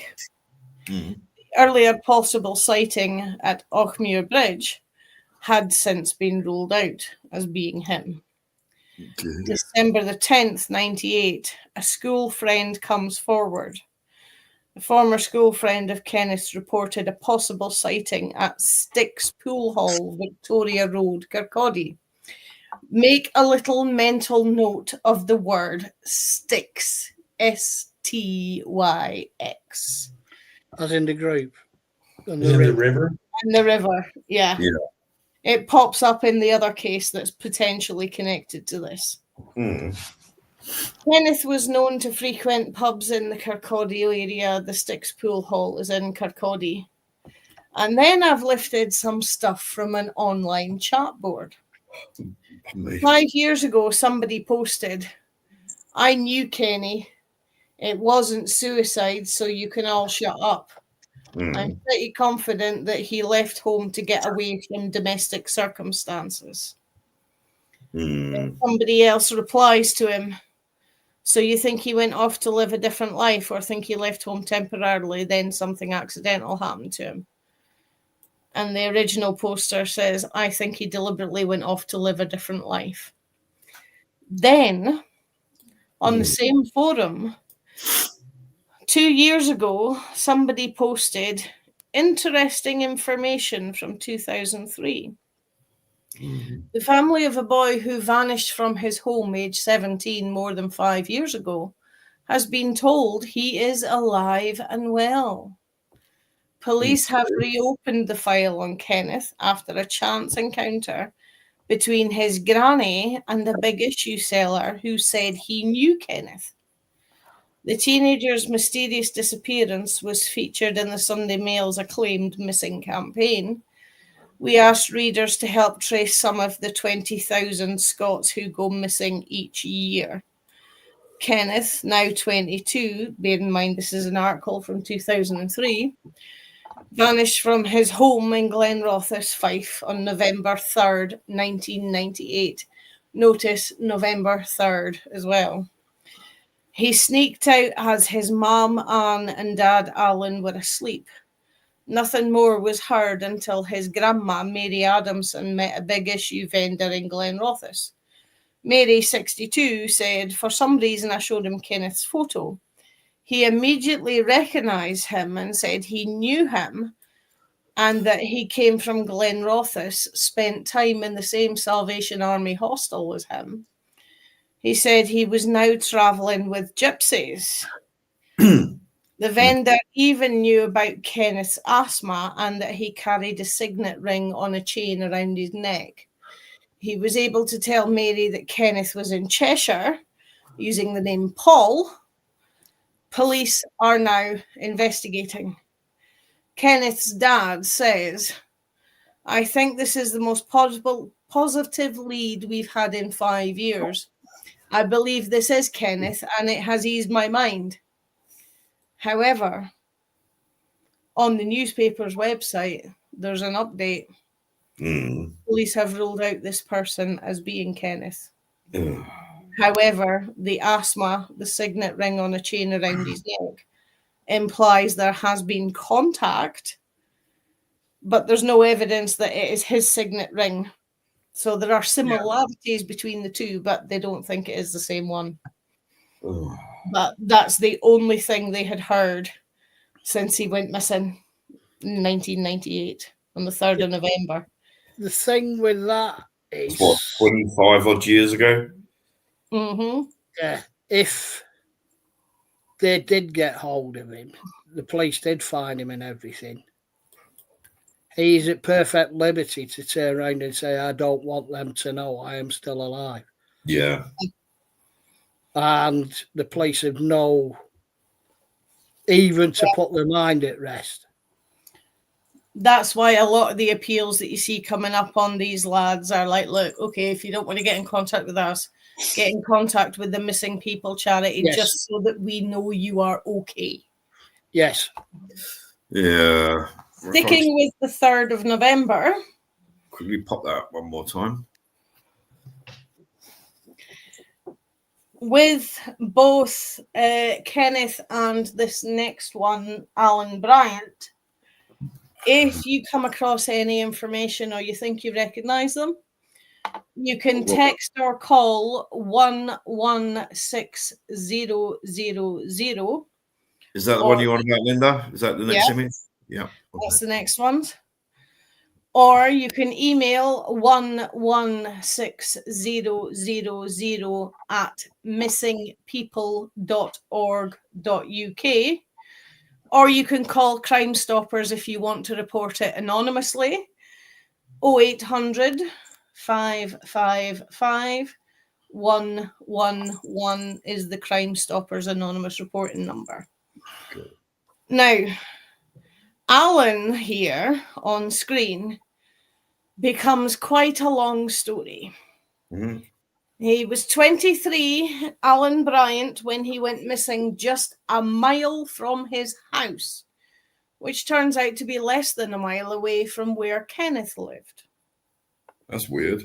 But 15 years later. His home was in Ednam Drive. He was last pictured on CCTV at the nightclub called Sticks. Different town, because that first Sticks was a pool hall in Kirkcaldy. Yep. This is the Sticks nightclub in Glenrothes, but I'm seeing patterns all over the place here. He's last seen on the CCTV at 2:02 on Sunday, the 3rd of November 2013. The previous night, Saturday, the 2nd of November 2013, Alan had walked with friends to an engagement party at Leslie Golf Club from his home in Ednam Drive. He arrived at the golf club around 9 p.m, left about midnight when he travelled by minibus to the Sticks nightclub. Alan and the group arrived at Sticks shortly after, and he left the club, which is approximately a 1 mile walk away from his own house, at 2:02 a.m. I looked it up. It's less than a mile. It's 0.7 miles from his front door. Despite extensive searches and public appeals by Alan's family and police, he has not been seen or heard from since. Detectives are continuing to appeal for anyone with information to come forward. His dad said, now these are old interviews because it's obviously different times now. He said, 6 years ago, about this exact time, I went up to the nightclub where my son Alan was last seen, literally a week after he disappeared. The police promised my family an incident van would be there outside the nightclub to jog people's memories. I went up. I should have blown my nose.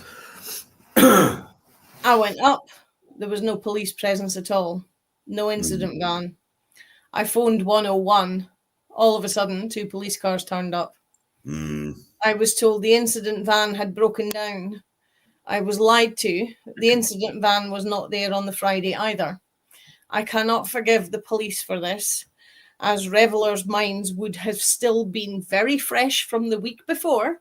This was a major lost opportunity for revelers to come forward with information on that night. Alan's father wants to track down a suspicious black van. Here is what he says in one of the press articles. Reading over various witness statements and files collected regarding his son's disappearance, Mr. Bryant Sr. recently came across the mention of a black van that until now had hitherto not been reported. Yeah.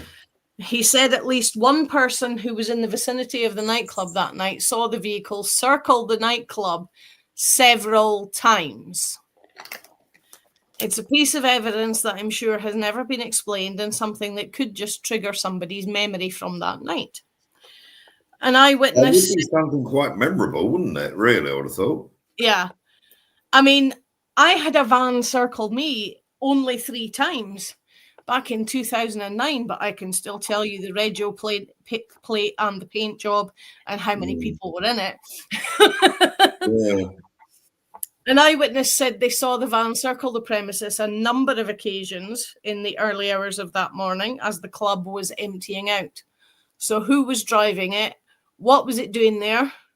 Was it just looking for an opportunity or someone in particular? Mr. Bryant Sr., the father, said the failure of the police to secure all available CCTV at the time has meant any footage of the van may have been lost, but he added the eyewitness account gives the family a glimmer of hope that someone else will remember it and come forward. By making the details of the van public, the hope is it will rekindle someone else's memory from that night. And then we go back to the same public forum. And somebody posted 5 years ago, I worked in Glenrothes the past 5 years and previously worked with Alan's sister around a year after his disappearance. It is truly heartbreaking. I don't think suicide is likely, but I have heard a lot of people saying that he likely fell in the water as there is a river nearby. I've only been to Styx once, however, and I'm not actually sure if the route passes the river. Another possibility is a fight broke out that went too far and it's been covered up. It's too likely as Glenrothes has a lot of rough areas. Then someone's replied to him, here is the course of the evening. Alan left his home at Ednan Drive shortly after 8 p.m. the previous night, Saturday 2nd. Walked with friends to an engagement party at Leslie Golf Club, arrived there at 9, left at midnight, when they travelled by minibus with a group from the party to the nightclub. He arrived at the nightclub, approximately a mile walk from home, shortly after midnight, and was pictured on CCTV leaving. CCTV footage shows him briefly standing outside. Now, there are 3 steps. I don't know if you could make out in the photo because it's downloaded a whole montage. But there are 3 steps. I clearly see it, yeah. Yeah. There are 3 steps, and he gets to the top of the steps, and like a half a second after that freeze frame, he has to swing on the banister because his backside decides to go back down the steps, but his feet are still on the top step. So he's proper mortal at this point. Yeah. But he manages to stay on his feet. He briefly stands outside, looking about, and then walks towards the direction of a roundabout that's nearby called Tanshall or Tanshall. That looks like a security guard stood behind him. Yeah, I think there are a few there because it's chucking out time. The security guys tend to step out of the doorways so that they can't get stuck in place if anything does kick off. Yeah, because the guy in the black waistcoat there looks like he's got an earpiece on. Mm-hmm. Yeah. Sorry. That's all right.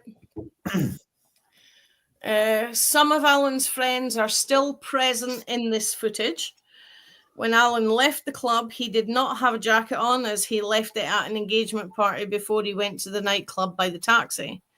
Alan did not have any money, bank card, or passport on him and did not have a mobile phone. His mobile was broken a few weeks beforehand. It was a cold night, as it often is in November. Sticks nightclub is no more than a 10-minute walk from the house. No one can vanish into thin air. It's impossible for no one to have seen Alan after he left the club. If Alan forgot his jacket at Leslie Golf Club and had no money, who paid for the taxi and the drinks he drank at Sticks nightclub? Nobody's answered that. Then Alan's family, this is again posted 5 years ago.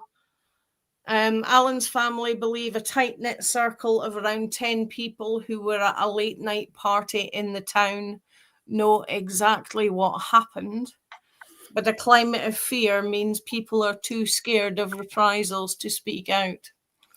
Alan Sr., his dad, says, there are people in this area who know what happened to Alan. They can't look us in the eye. They look at the pavement when they pass us in the street. Snitches get stitches. Everyone at that party knows what happened. It's only a matter of time before someone in that circle gets caught doing something bad.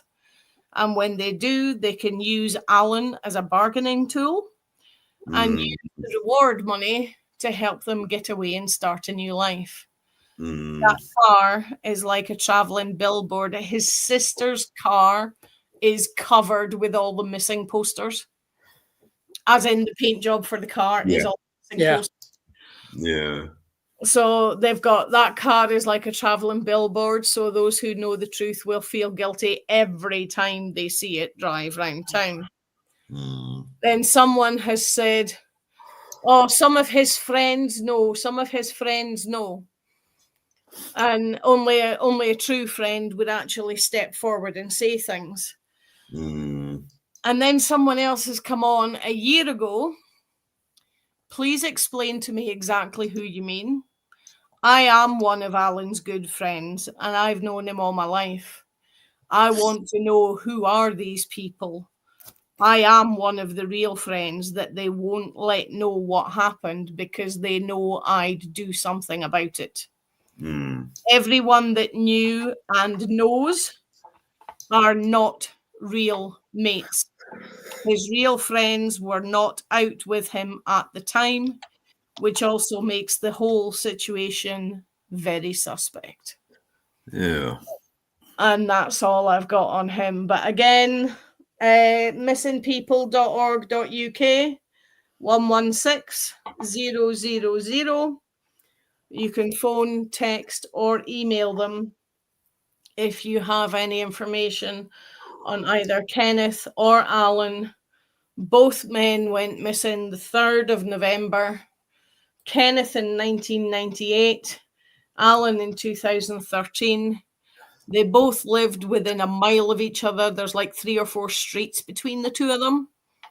And where they both went missing was within a mile of each other. That's the only oddities I found. Was there any links between the two of them? Were they friends or anything? Or was it just... There's no links known apart from the fact that they lived in the very similar area. However, when Kenneth went missing, Alan would have only been 3. So he wouldn't have known him like friends. They probably weren't best of friends then. Yeah. Bestest buddies.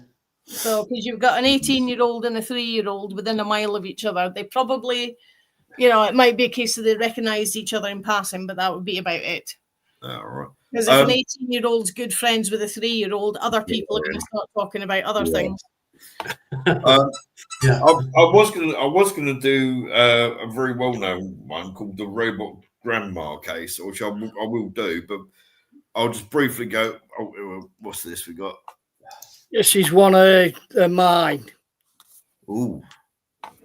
This is the Green Mac, girl in the Green Mac. Little girl who disappeared in Farnworth, which is my neck of the wood.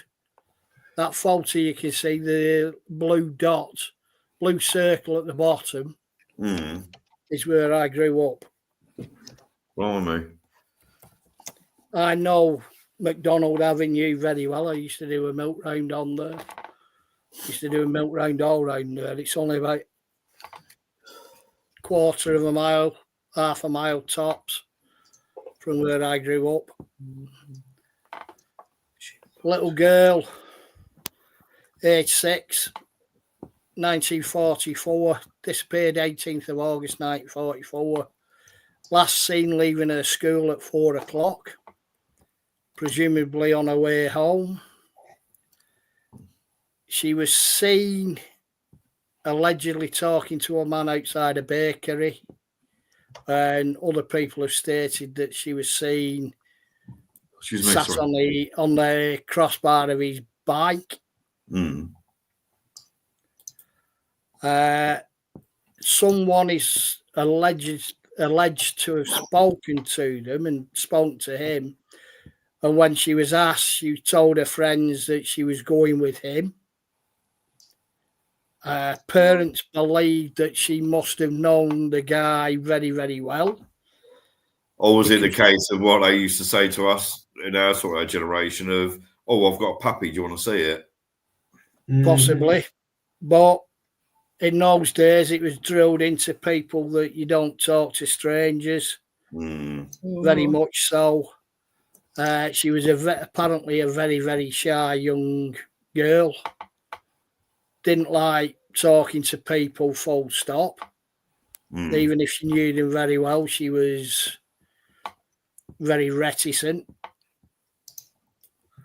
The guy was described as being well-dressed, clean-shaven, male of slim build between the age of 25 and 30. A man was actually arrested at one point, or certainly brought in for questioning. On the night she went missing, he was seen digging his garden late at night. Guy called Richard Ryan. A long suspected foul play was involved. The tip caused to the case being reopened by investigators. This was after she vanished.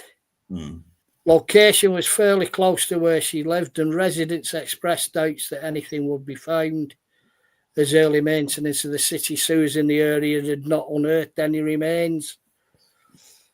Sorry, apologies. I didn't realise that was the wrong image I had up there. Apologies. Sorry. Ryan was convicted of rape in 1950, 6 years after she went missing, and was convicted of a sexual assault on a child in 1965. This case was later evacuated. Site was later excavated by authorities in hopes of finding Fox's remains. That was what I was meant to have clicked on, sorry. And yeah, they never found her body. Jesus. Never found any trace of her. As a parent, that is just so scary, the thought of that. It really is. There was some thought that at the moment is Madeleine McCann. Yeah. There was some thought that she might have tried to get to London because some of her friends had been down there that had come up here and had gone back to London. For a long, long time, it was people hoped that she was alive. But it's one of those, never anything come forward about it.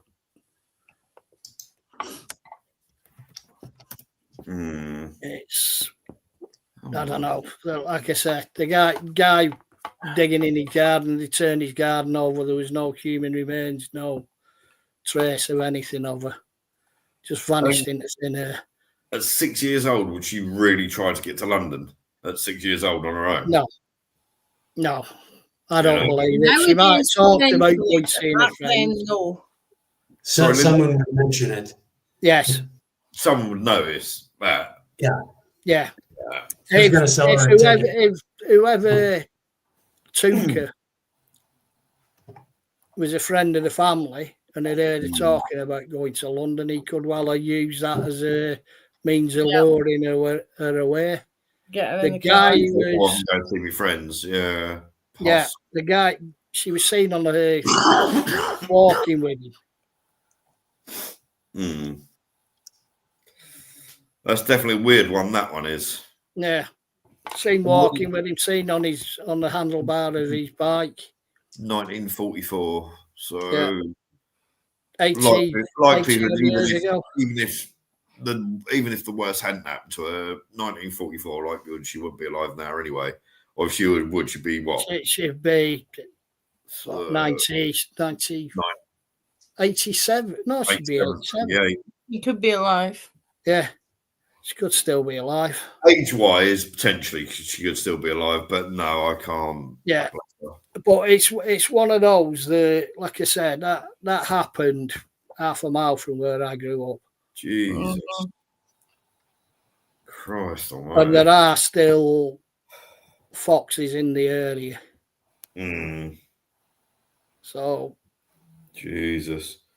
Right, knowing that area, I don't know what it was like then, but I do know what it's like now. Yeah. Newberry Farmworth is a rough area.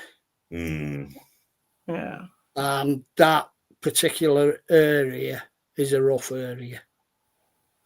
It could quite easily have been a local guy. I mean, this guy, Richard Ryan, done for rape, done for sexual assault. Just because he didn't find anything at the time doesn't mean. Yeah. That is. But they searched all the Anderson shelters. They searched all the obvious places, but there was never any trace of her found. That is absolutely heartbreaking. That really is. All right, this one. I wasn't going to actually do this one. It was only because Linda brought up the story that she was doing that I thought I'd mention this one. This is right. Brian Schaefer. Last seen on March the 31st of 2006 after walking into a nightclub called the Ugly Tuna in Columbus, Ohio. He's never been seen or anything since. There's, as you can see on the right-hand, is it the right-hand side? Sorry, I've got the screen up. Yeah, on the right-hand side, there's an image of him chatting to people just before he walked in. The nightclub is weirdly set up. It doesn't have a cellar. It has a back room where they store everything. And to take all the barrels in and things, you have to literally go through the club. There is literally only one entrance to the place. There's no hidden doors. There's no back door. There's no cellar door or anything like that. Investigation said that he went in there with some friends. He went back in because he'd forgotten his coat. His friends left without him, and he's never been seen since.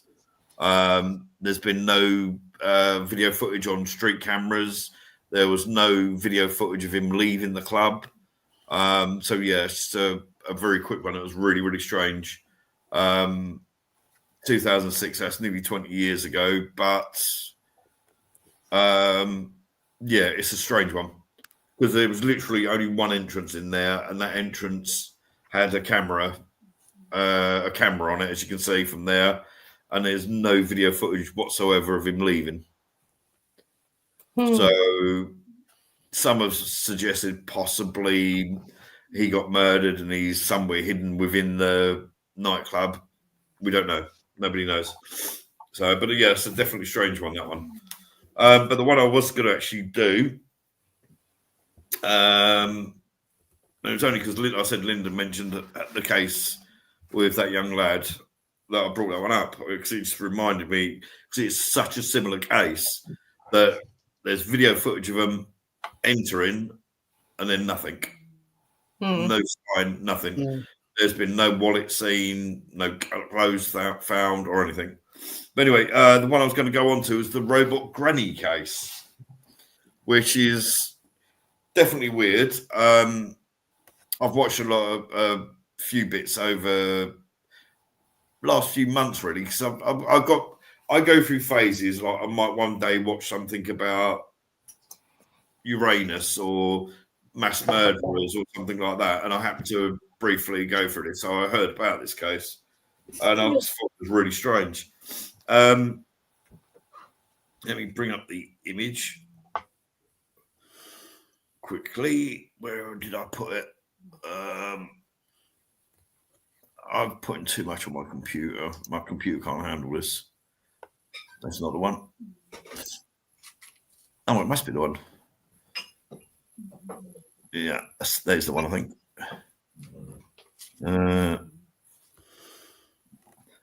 Right, I think that's the right one. Mount Shasta. Right, Mount Shasta. For years, there's been a story, but with very little verified information. And over a decade since the incident, a little more has been known. A little boy, aged 3 years old, only known as John Doe, went missing from the Fowler campground on Friday, September the 2nd, 2011. The boy had been playing near the McLeod River with his sister and some other children that were in the area. The family searched for roughly 15 minutes before 7:30 p.m. called in 911. Within 45 minutes of the 911 call, over 100 people were out searching for the boy. During the search, the police were forced to confiscate a firearm from the boy's father, as the mother said she feared that the father would use it on himself because he was worried. He kept yelling that his son was dead. A couple of hours into the search, a child's footprints were found in the soft mud near a creek nearby. There was no indication of what direction they went, but police reports state that the shoes were on the wrong feet. Now, anyone that had kids and that they're learning at 3 years old, a 3-year-old will get the shoes on the wrong way. Yeah. Mine are 9, 10 and 12, and they still do it at times. Diane Abbott got 2 left feet. 2 totally different shoes. I remember when CJ was in nursery, we had to put him in a nursery. It was about a 10-minute walk away from where we lived. And I had these boots I bought when I was 16 that I always wore. And I'd also decided to treat myself to a pair of slip-on shoes. I walked him to nursery, walked back, done a bit of housework, done a bit of gardening, went back and got him, and came back. And Heidi went, "Have you noticed something wrong?" I went, "What?"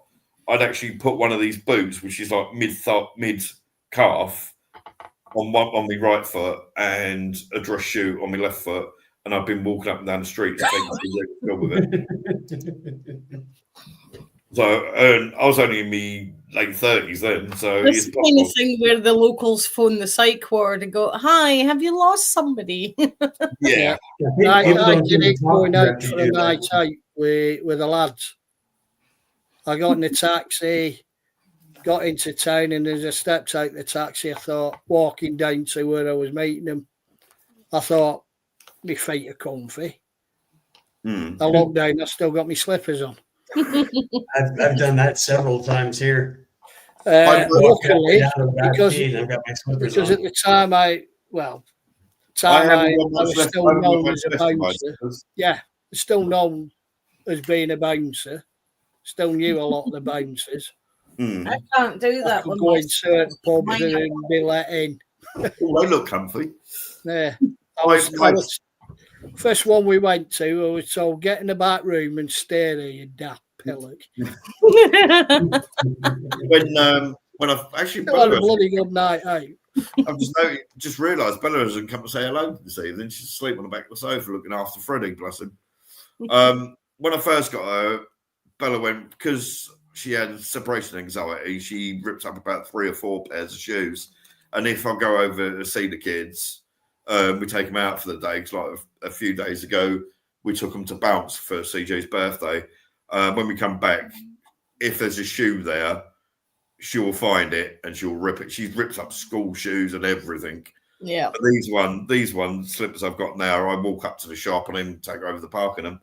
But anyway, sniffer dogs got brought in to follow the trail and found nothing whatsoever. As the night setting, the search continued by torchlight and searchlight. The Mount Shasta News reported later that day that night the boy's dog was found curled up and wet by the side of the river.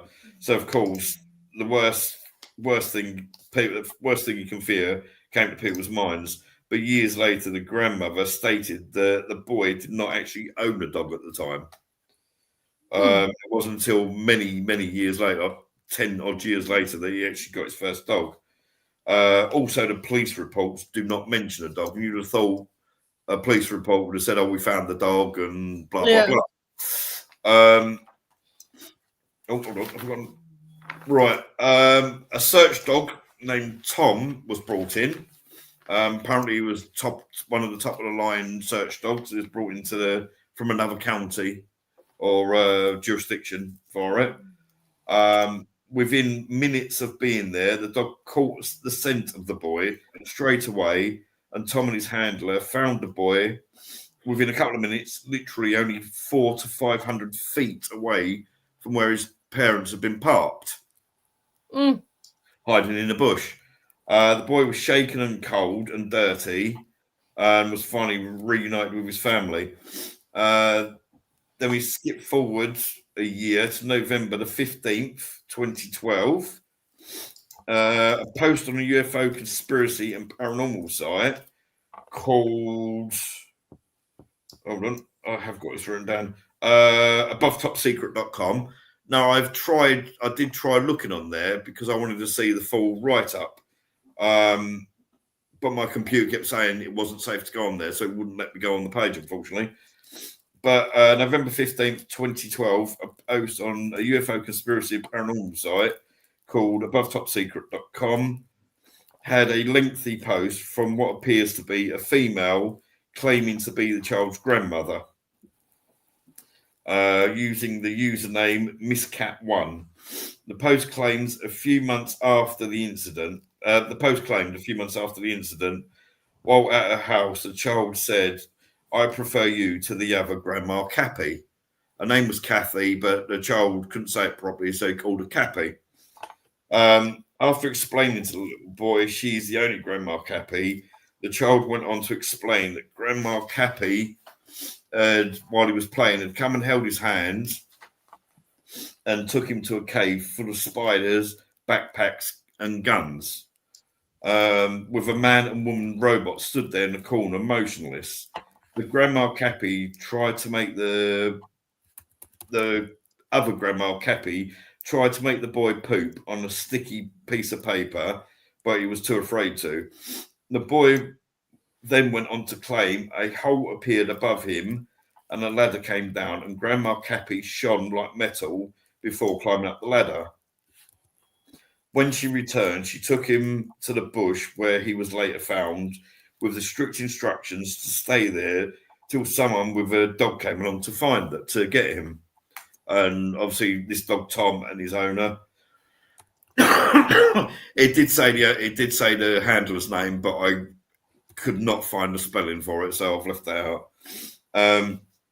The post then went on to say that she phoned her son to ask what the fuck was going on, but the son had said that the boy had said exactly the same story to him several times, but he put it down to the boy just playing a game or making up a story. The alleged Grandma Cappy in the article, the woman that claims to have been Cappy in the article that was written, claims the year before the incident, she had been camping in exactly the same area, in exactly the same parking area as where the incident happened. She'd gone in with one of her male friends and claims that she woke up outside face down on the ground. And when she'd actually fallen asleep in a tent, and when she got up, she found puncture marks in the back of her neck, as did her companion. So there was a little bit year-long plan then, potentially. there was a little bit more to that case, unfortunately, because like I said, my cat got attacked, and he was bleeding, so I had to deal with that. So I didn't get to write down. But that's the basis of the whole story. And I think I heard that for the first time last year, that story, and it really caught my attention. Yeah. And another thing that I've seen when before I actually stuck on the Dale case to choose today, a lot of cases of children that go missing, the children say it was either a bear that picked them up and carried them, walking on 3 legs and holding them in one arm, or it was a big dog type creature that took them. And in a lot of the cases as well, there seems to be, sorry, I've been drinking fizz, I'm a bit gassy. There seems to be a lot of reports of bear type creatures or hairy type creatures that take the children, feed the children berries and nuts and roots and things like that, and then take them back. Sorry? You just remembered me of a really quick one off the top of my head. I don't have any images or anything. A lad was involved in a search party looking for a toddler who'd gone missing in one of the US national parks. And it was one of these where, it's grass, it's bushes. It's not like desert in the middle of nowhere sort of thing. It's grass and bushes, normal park. And he saw what looked like the little girl. And she turned around and waved at him and gestured for him to follow her. So he followed her. And he followed her. And he followed her. And this went on for an hour and a half. And he's thinking, we should have gotten somewhere by now. But he realised they were going through the same little bit. And eventually he turned around and he says, no, you come to me. And she comes up to him and she says to him, whispered, but you got to follow me or I get a row.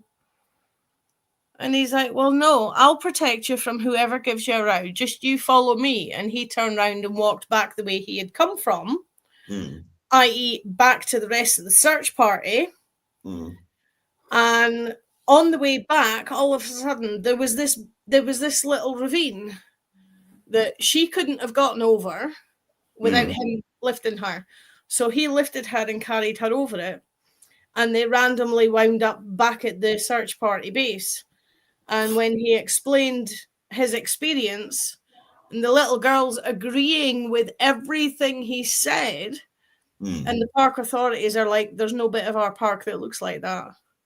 And if you were walking for that long, you should have gotten to such and such a ranger base or whatever. So it just reminded me of that one. Sorry. You said that though, there was I can't remember the full details, but it was a similar case like that in one of that may have been Mount Shasta as well, and I think it was a 6 or 7 year old, and they was found 14 miles away, over 200 feet up a cliffside. Yeah. So very similar cases to that. However, though, that being said, a lot of these cases that are put out like that the child was found 200 feet up a cliff's edge or found down the bottom of a ravine and said that people said they'd seen him being carried away and things like that. A lot of them have come from David Politis. And there's always been iffiness about him, but especially 2024 and 2025, there's a lot coming out that the stories he said are nothing but bullshit. I had never heard of him until we decided we were doing this, and I did a search on him today, and I saw this thing about missing people from Edinburgh, and it was an hour-long video. And when he started talking about the missing people from Edinburgh, which is actually nowhere near Edinburgh where they were. Last 3 minutes. 38 minutes into a 58-minute long video, and he did 12 minutes on them and then was rambling on about fan mail and crap. I'd never heard of him, and on what I found today, I will never watch him. No, quite a bit of what I read up on him. People complaining about him, members of the family of these people who've gone missing. Stating that they try to, he's taken half a sentence. Yeah. and try to make a lot more out of it with than the there was. excuse for his American viewers that he can't get full access online. Yes. And Everything I've done tonight has come from online and mostly off of the police website. Yeah. They've tried to change their statements, tried to change it for the facts, and he's totally blanked him and refused to. Yeah. He's deliberately actually say that. He deliberately missed out information as well. Yeah. I've also heard that some of the story, how true it is, I don't know. You know, it's only hearsay, obviously. Yeah. But some of the stories I've heard, the locations are completely different to what the actual incident happened in as well. Yeah. Yeah. Because that video I found said they were all in Edinburgh. And it's the first two that I did, Kenneth and Alan. 16 books on it.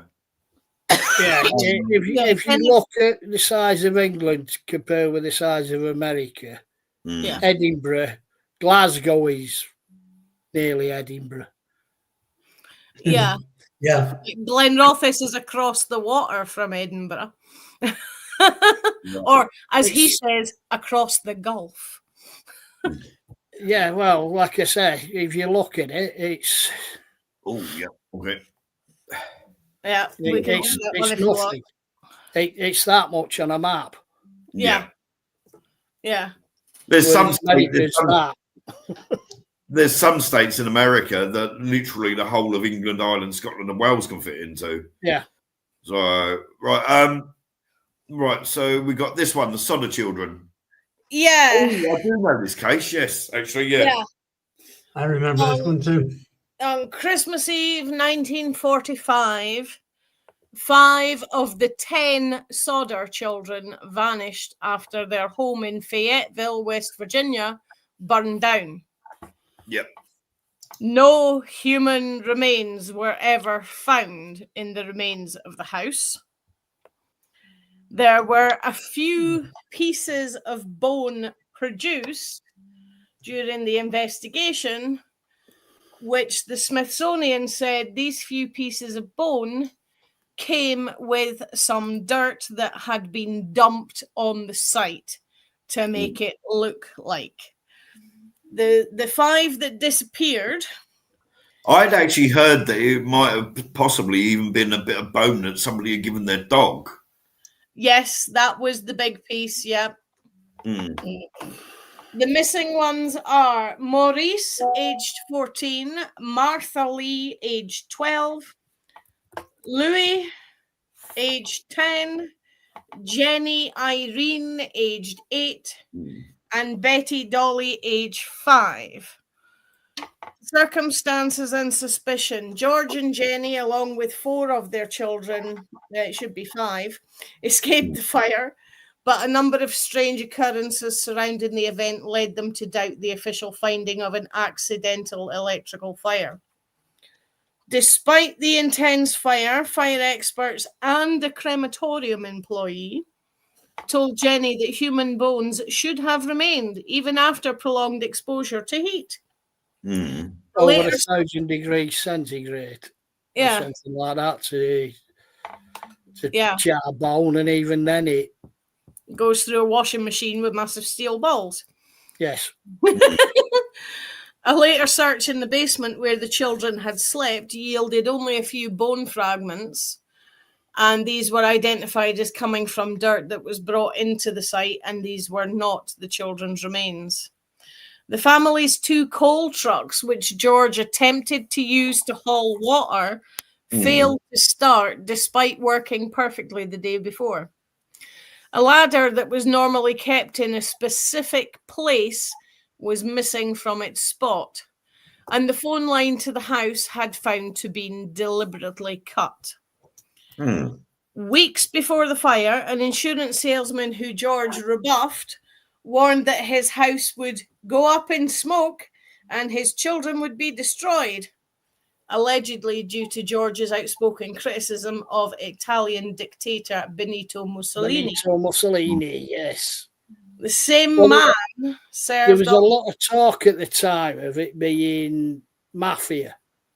And it wasn't an insurance, it was protection. The same Right. insurance salesman served on the coroner's jury that ruled the fire was an accident. Oh. Vicious much. Several people reported seeing the children after the fire. One woman claimed she saw them peering from a passing car as the house burned. Another woman at a rest stop 50 miles away claimed to have served them breakfast the next morning. The Sodders hired a private investigator who uncovered more rumors and suspicious actions by local officials, including the fire chief burying fresh beef liver to pass it off as a human organ to satisfy the family. The FBI declined to investigate unless local authorities requested help, which they never did. Convinced their children had been kidnapped, the Sodders never rebuilt the house. Instead, they turned the site into a memorial garden and erected a large billboard on State Route 16 with pictures of the missing children and a reward offer. The billboard remained standing for decades until shortly after Jenny's death in 1989. In the late 1960s, the family received a cryptic photograph in the mail of a young man that Jenny believed to be their son Louis as an adult, but the lead went nowhere. The case remains unsolved to this day, with theories ranging from death in the fire due to poor investigation, kidnapping potentially linked to the mafia. The last surviving Sodder child, Sylvia, died in 2021. Oh, quite recently then. The family's grandchildren continue to seek answers. There's still an active website and everything where they're looking for the rest of their family. So Just put like the a photo of the one of the boys and the supposed adult that he turned into. that one. Yeah, that's it. So I'm listening along while you Lynn's saying about this. Yeah, there's definitely got here. It says during the fire, George. Sorry, my eyesight's getting so bad. I'm gonna have to put these on again. During the fire, George and Jenny or Jeannie and 4 of the 9 children. It says here. Escaped. The bodies of the other 5. So that's like 14 children altogether. No, I think it's 10. But a lot of reports say that it's them 2 and 4 survived and 5 disappeared. And it's like, okay, is it 10 or 9? Yeah. But it basically says on this little bit I've just looked up while I was listening to what you were saying. The surviving Sodder family members believed for the rest of their lives until the last one died that the 5 missing children had actually survived.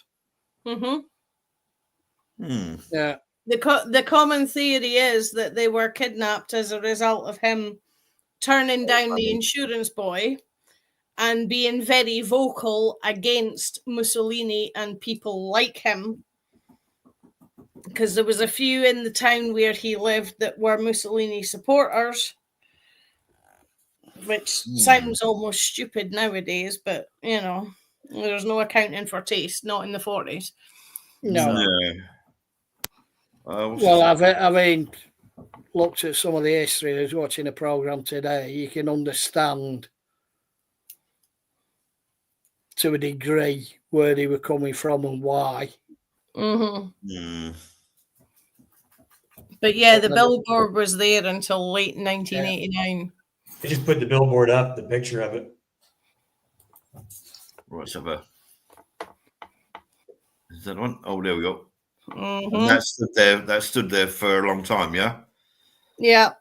Jesus. Yeah. Yes. From about late 45, early 46 up to 1989. Christ. Just having a quick look. I briefly looked up that sort of children, and there was a a tagline that a drop down that caught my attention. Apparently, the longest case of a missing child found alive is most likely to be Luis Armando Albino, who was kidnapped from Oakland, California in 1951 at the age of 6 and was discovered living on the East Coast more than 73 years later. I've saw one. If you're into movies, there's a movie called I Know My Name is Stephen. Yes. Yep. That's an excellent film. That is a fantastic movie, and it is done from the child's point of view. He doesn't really know what's happened, but he knows the one he calls Mom is not Mom, and he knows his name is Stephen. And when he escapes, when he's about 16, 17, he literally goes up to the police and he's like, I know my name is Stephen, but that's all I know. And they eventually tracked his family and everything. So, and I thought it's a really good movie, but you do need your tissues. You're going to need it's a good movie. It's going to make you cry. So, yeah. Well, with the Sodor case, they just reading a bit now. A bus driver had passed through the village on Christmas Eve. Said he'd seen people throwing balls of fire at the house. Ooh. And a few months later, when the snow had melted, Sylvia found a small, hard, dark green rubber-like object in the bush nearby. George, recalling his wife's account of a loud thump on the roof before the fire, said it looked like a pineapple bomb or a hand grenade. Jesus. The family later claimed that, contrary to the fire marshal's conclusion, the fire had started on the roof, although by then there was no way of proving it because the place had burnt down. Yeah. I've got 2 pictures here that somebody's posted. That's me again. It's 2 very quick ones. So this is Alice Byrne, who's 28 years old. The police did house to house and CCTV, etc. Alice was last seen leaving her friend's flat in Marlborough Street, Edinburgh, on the morning of Saturday, the 1st of January, 2022, and walking towards the promenade and beach area because there was a party at the beach. The guy with the scarf in the other photo. Sorry, I had to move my mouse because the dog decided to jump up. I'll take it in my hands. Yeah. This is Dean Connor, who also went missing the same day in the same place. Weird. He was last seen in the Lynx Avenue, which is a different approach heading to the promenade area town. So if this is the promenade here, she's up here and he's up here. They're both going to the same place for a beach party for Hogmanay, basically. If you just woke it up. Oh, lovely. Sneeze in my face. CCTV footage of Dean shows that shortly before he went missing, he was wearing a black hooded top, black jogging bottoms, and white trainers. They have found no trace of either of the 2 of them.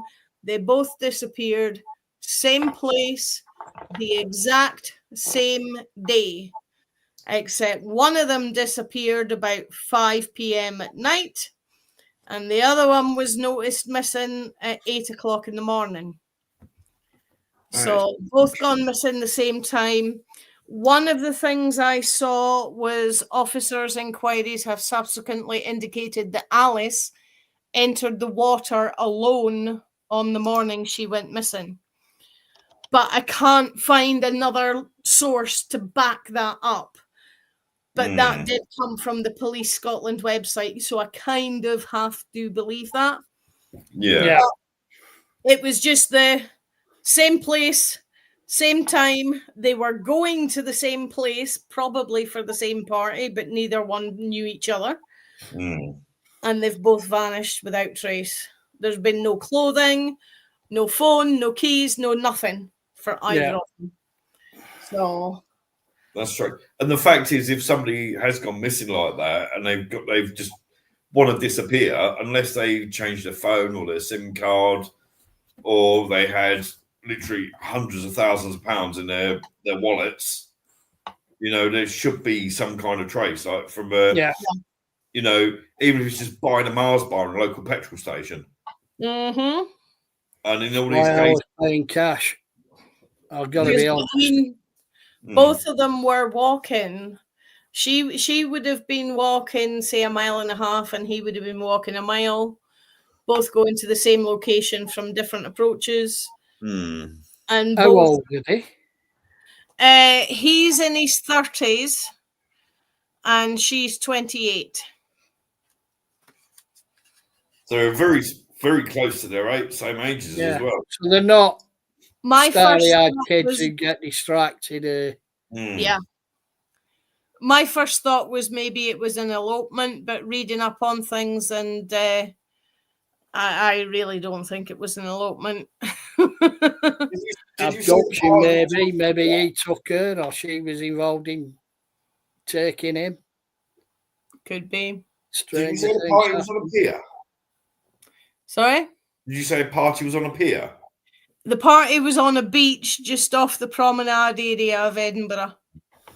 Do you know if did they actually arrive at the party, or did they just not get there? There's nothing said whether there's a wee bit said that she arrived with her pal, but during the party they lost each other. So it sounds like everybody's, because anybody this side the border, Cairns, the centre of Edinburgh is shut down at Hogmanay. You can't get in even if you live there.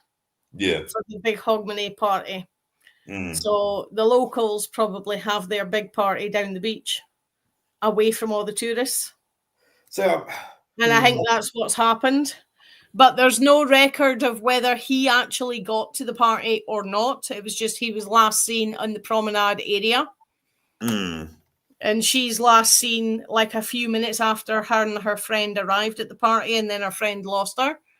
See, I'm wondering, as you said, there's a lot because of Hogmanay and all of that, and they're gathering down the beach. There would have been a hell of a lot of people there. Yeah. Could they have been swept out to sea? But that seems a little bit too coincidental that 2 people on the same night. On the same night, yeah. And divers have been brought in and done the complete stretch from where he was last seen on the promenade to the same distance past the point of where the party is. Yeah. So, and they've had divers in, they've had cadaver dogs, everything. There's not one scrap of anything, not even a wallet or a set of keys, nothing for either of them. They've just vanished. That is weird. That's just strange. It's really, really. That is definitely a strange case, and I think that's a good one. I mean, that's the only reason I lifted them 4 off of that Paulides bloke, was because first I thought it was going to be all a load of bluff and bluster like the rest of his video was, but then when I looked into them, I basically took the police reports and then found stuff on the various missing people's websites and some of the families' support Facebook pages. Yeah. Well, he obviously gets they're obviously true cases. Well, he was a former police officer, wasn't he? The spin he puts on them. Apparently, he was a former police officer. Yeah. But it's like the Dennis Martin case. I won't, because like we're coming to a close now. I won't go into it. But the Dennis Martin case of the child that went missing, from stuff that he's put out and stuff that. See, the trouble is with a lot of these cases, a lot of the park rangers and things don't seem to put out the information, or they don't seem to release the information. Yeah. They seem to keep it very close to their chest for some reason. But I've seen in like the Dennis Martin case, David Paulides saying that he witnesses claimed that they saw a Bigfoot walking off with Dennis Martin. And well, that's there was one. They were skipping into the trees, hand in hand. Yeah. There was one I was going to do, Tompkins. Yeah. Tompkins, that name rings a bell. He's a young lad who was working as part of a surveying gang. They were working, there were 4 of them in the gang, they were working 50 yards apart. One of his colleagues had been talking to him, turned around to say something to someone else, and when he turned back, he'd gone. Didn't think anything of it. It was only after a few minutes he thought, well, he'd obviously gone relieving himself. Then got worried that he hadn't come back, called the other lads. They went looking for him and couldn't find anything. They found one of his boots on a barbed wire fence. His other boot was found several months later in a farmer's field a few miles away. Jeez. They found strands of blue fibre on the on the barbed wire fence. Oh, I did. Coins. Yeah. And none of the co-workers were ever suspects, apparently. I think they actually put them through polygraph tests as well, if I remember rightly. Well, one of them... Polygraphs have been proven since. This was in Georgia. It was in 2002.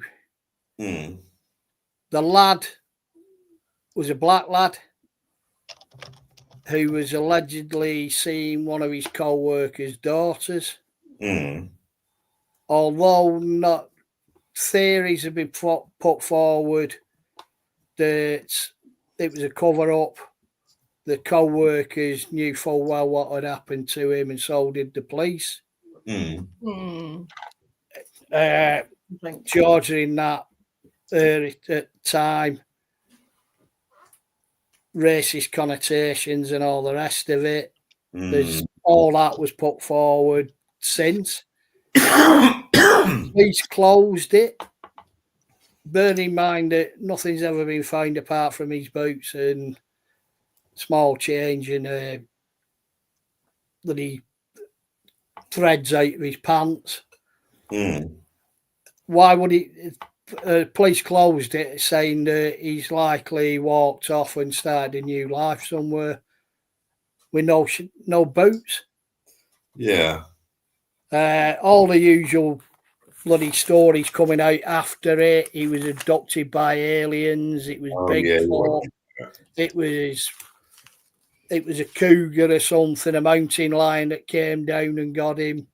He was kidnapped by hillbillies. And on the website I was looking at, quite a few people saying that I'm a surveyor in that area, and it still is very much redneck country. Even today, and the last report was about 6 months ago. And this guy said, bear in mind, this was in 2002, saying that he's been going on land to do a survey of the land, and he's had people threatening him with a gun. Yeah. And if he'd been black, he was under no doubts he'd have just been shot. Yeah. There was a case very similar. I didn't get to watch it, unfortunately. I started watching it briefly, but there was a young black guy. I believe, if I remember right, it was someone like Channel 4 that he worked for. It was a newbie there. People didn't really know him. He tended to keep to himself, and in them sort of situations, if you keep to yourself, people are like, oh, why is he keeping to himself? What's he hiding? Yeah, he's a weirdo. He's a weirdo. He got all that usual sort of thing. They was setting up. I don't know. Can't remember if it was. This was over in America, but I don't remember if it was a documentary or part of a Channel 4 film they were doing. Somebody said something to him. He screamed in anger, yelled, run down a hill, and has never been seen since. Yeah. Well, this guy, Christopher, his mum babysat for the boss of the company he worked for. Mm. The name of the company Sorry, and can you his just mark that? co-workers have never been released. It's not public knowledge. This, obviously, the people know. Yeah. There's people on the site I was on that were saying, I've lived in this area all my life and it's the first I've heard of it. It did happen. So it's not, but even the local people don't know about it. Yeah. There were people saying his boss was trying to say that he'd been acting strange over the previous few days. He turned up for work at 8 o'clock in the morning. He went with one of his co-workers. They worked in gangs of four. He got in the car with one of his co-workers to go where they were working. Like I said, there's all sorts of theories coming forward now. Did he actually make it to work?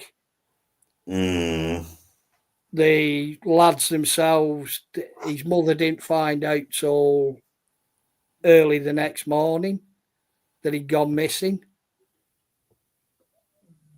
Yeah, it seems a bit strange. There's a lot of, like I said, the police basically turned around and said, oh no, he's run off.